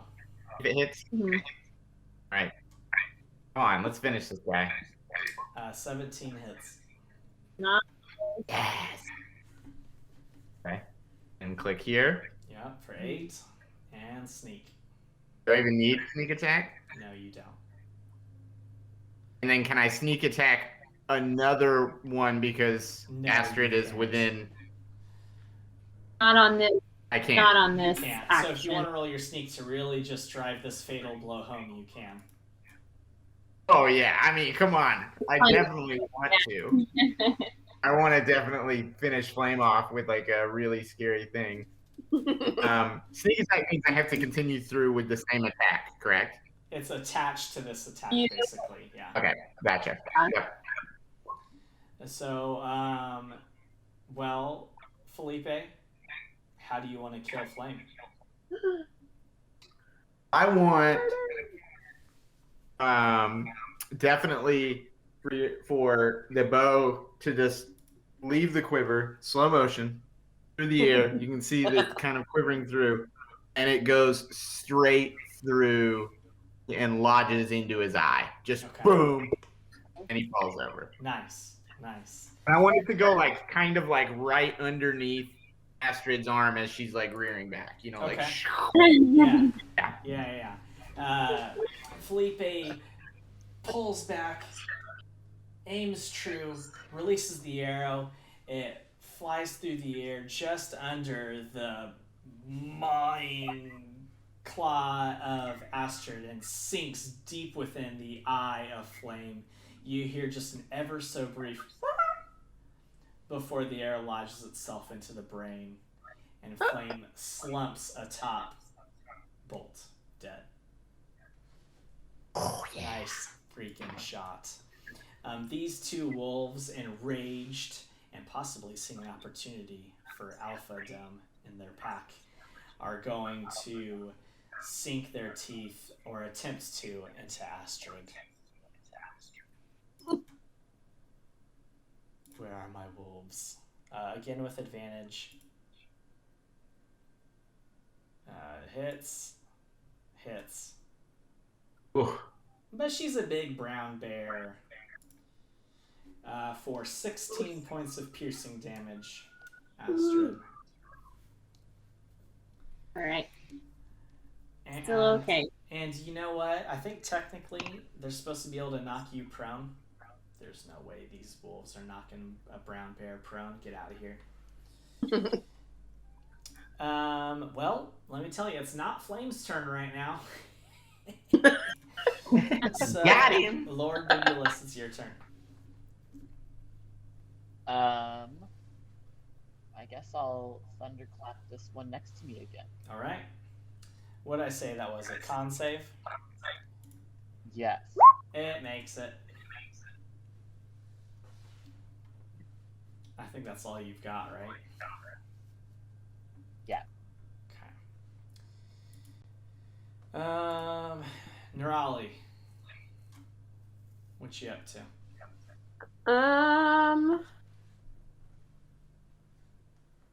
That's a great question. How many attacking wolves do we have left? It looks like 4. The 2 near Astrid and the 2 near you and Lord Bibulus. Okay. I will just attack the one in front of me with Unleash all the stuff. Whatever you're holding on to it's time. I'm like, I don't have a lot of offensive. Bring out the big guns. Bring out the big guns. Chaos But bolt. whatever you did last time was pretty Yeah, that awesome. was really cool. Ooh, you Should I do it again? You also have Shatter. Let's go with Shatter. I'll do that. All right, I'm gonna put it in the Okay. game chat so people can read the coolness of Shatter. Bramble has that, doesn't he? Yeah, I think so. Should I do that one? You begin to kind of swirl your hands together, Raleigh, as you siphon out some of that arcane energy within you, and the ground erupts in this intense, dark thundercloud. And this wolf's going to need to make a Constitution saving throw, which it literally rolls a nat 1, as bad as the rolls you can get. And it's going to take 3d8 thunder down. You're gonna pulverize this thing. You're going to turn this into a smoothie. Cool. So this thunder, black, dark-looking cloud of thunder just obliterates this thing. Boom. Boom. Smoothie wolf. Astrid, you're Honestly, up. Morale, I'm really scared of you. Like, every time you're like pissed off, you just do something nuts. And then you Oh yeah. multiply. Speaking of, yeah, Nerali's turn's not done.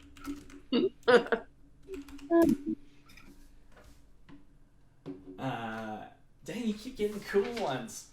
For the next minute, wait, what did I roll? A 15? For the next minute, you regain 5 hit points at the start of your turn. Woo! So that magical energy of wild, untamed energy begins healing you. All right, Love it. That's cool. So good. All right, I'm gonna go after one of these wolves that's attacking me. Okay.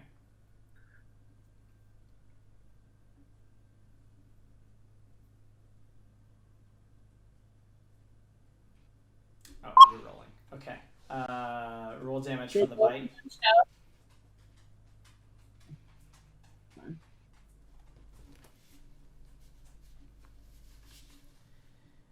Nice. Let's see. These both have already taken damage, haven't they? Yeah. Dead. One of them is dead. One's still standing. Would have been cool too is you can bite one and then claw the other. It would have been cool if you just went gone. Yeah. All right. Bolt is going to attempt to get herself out from under the carcass of Flame with an arrow embedded deep within his skull. God. Where's your sheet, Bolty?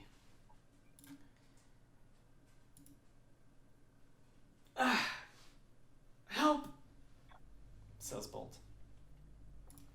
And it's your turn, Felipe. Finish this. Oh, so Bolt can't get out from under? Correct. And there's still one more wolf in combat. Or two. One on Two. Lord Bibulus and one next to Astrid and company.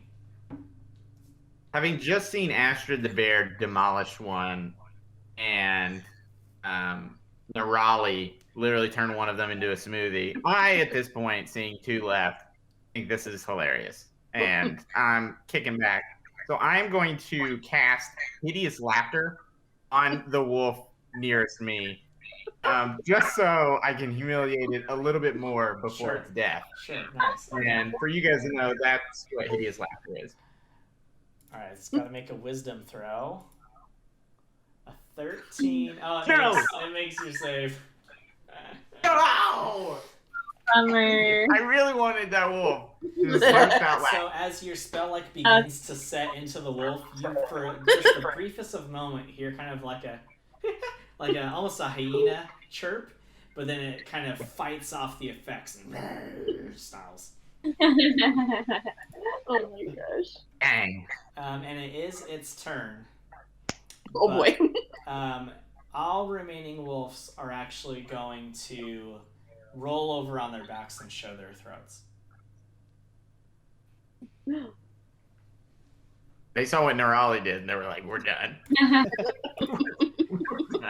So, Lord Bibulus, it's your turn, and that wolf in front of you also just rolled onto its back and exposed its throat.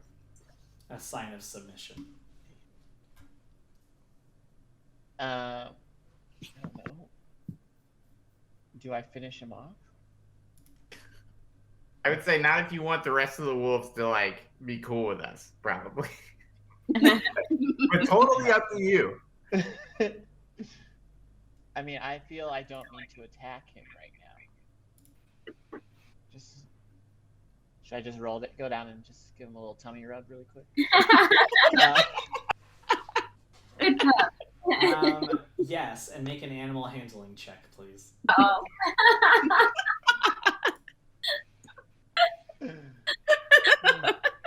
What could go wrong? I'll roll.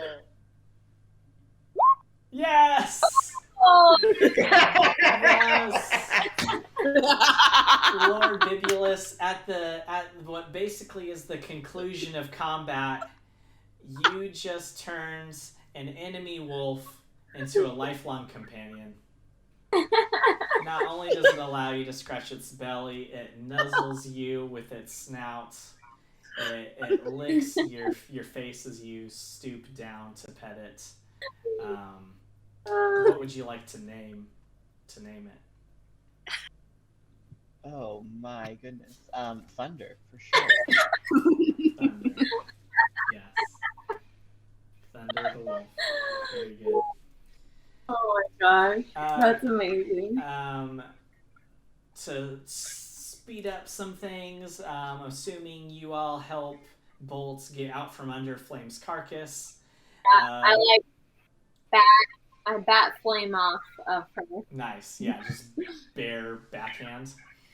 The other Yeah. wolves all kind of, like bow in a way after exposing their throats. They kind of get back to their feet and kind of do like a Lion King bow. Bolt walks into the cave. You're welcome to follow, and checks in on the pups. The pups are all okay. All the remaining wolves seem to be content to follow Bolt and her leadership away from the woods, and where they, more than likely, with their increased intelligence, will continue to flourish, but not at the expense of this town that you have just done a great service for. Be proud, adventurers. On this day, you are heroes. We did it. Town going. As we walk into town, I cast Minor Illusion and applause. Okay. Roars.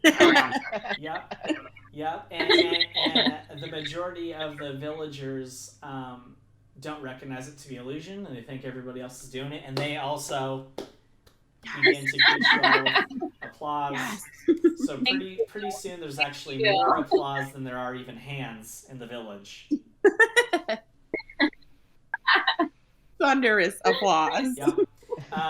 Not only do they hand over the remaining, bounty that you have earned, but drinks are being poured. They're getting the good stuff from the cellar. They're barbecuing. They're gonna make a festival out of it, and you all are in the spotlight for this occasion. Well fought, well earned. You've all just played a session of Dungeons and Dragons. Yeah. Yay! And thank you to all the viewers. We really appreciate like, subscribe, as Davo said. Yep. And don't forget to hit the notification bell Right. when we go live. Well said. And if in any way we stole any content or copyright information, it was an accident. Please don't for us for the Lion King references. Right, yeah. Disney, if you come after me, you know what? Come on, get your priorities right. We're poor teachers. But this one shot was written by Winghorn Press, and they do a really good job. I've run another one shot by them, something to do with a wild sheep chase. So they didn't sponsor this or anything, but I wanted to give them credit because this is the adventure we ran today, written by Winghorn Press. They do a good job over there. So thank you.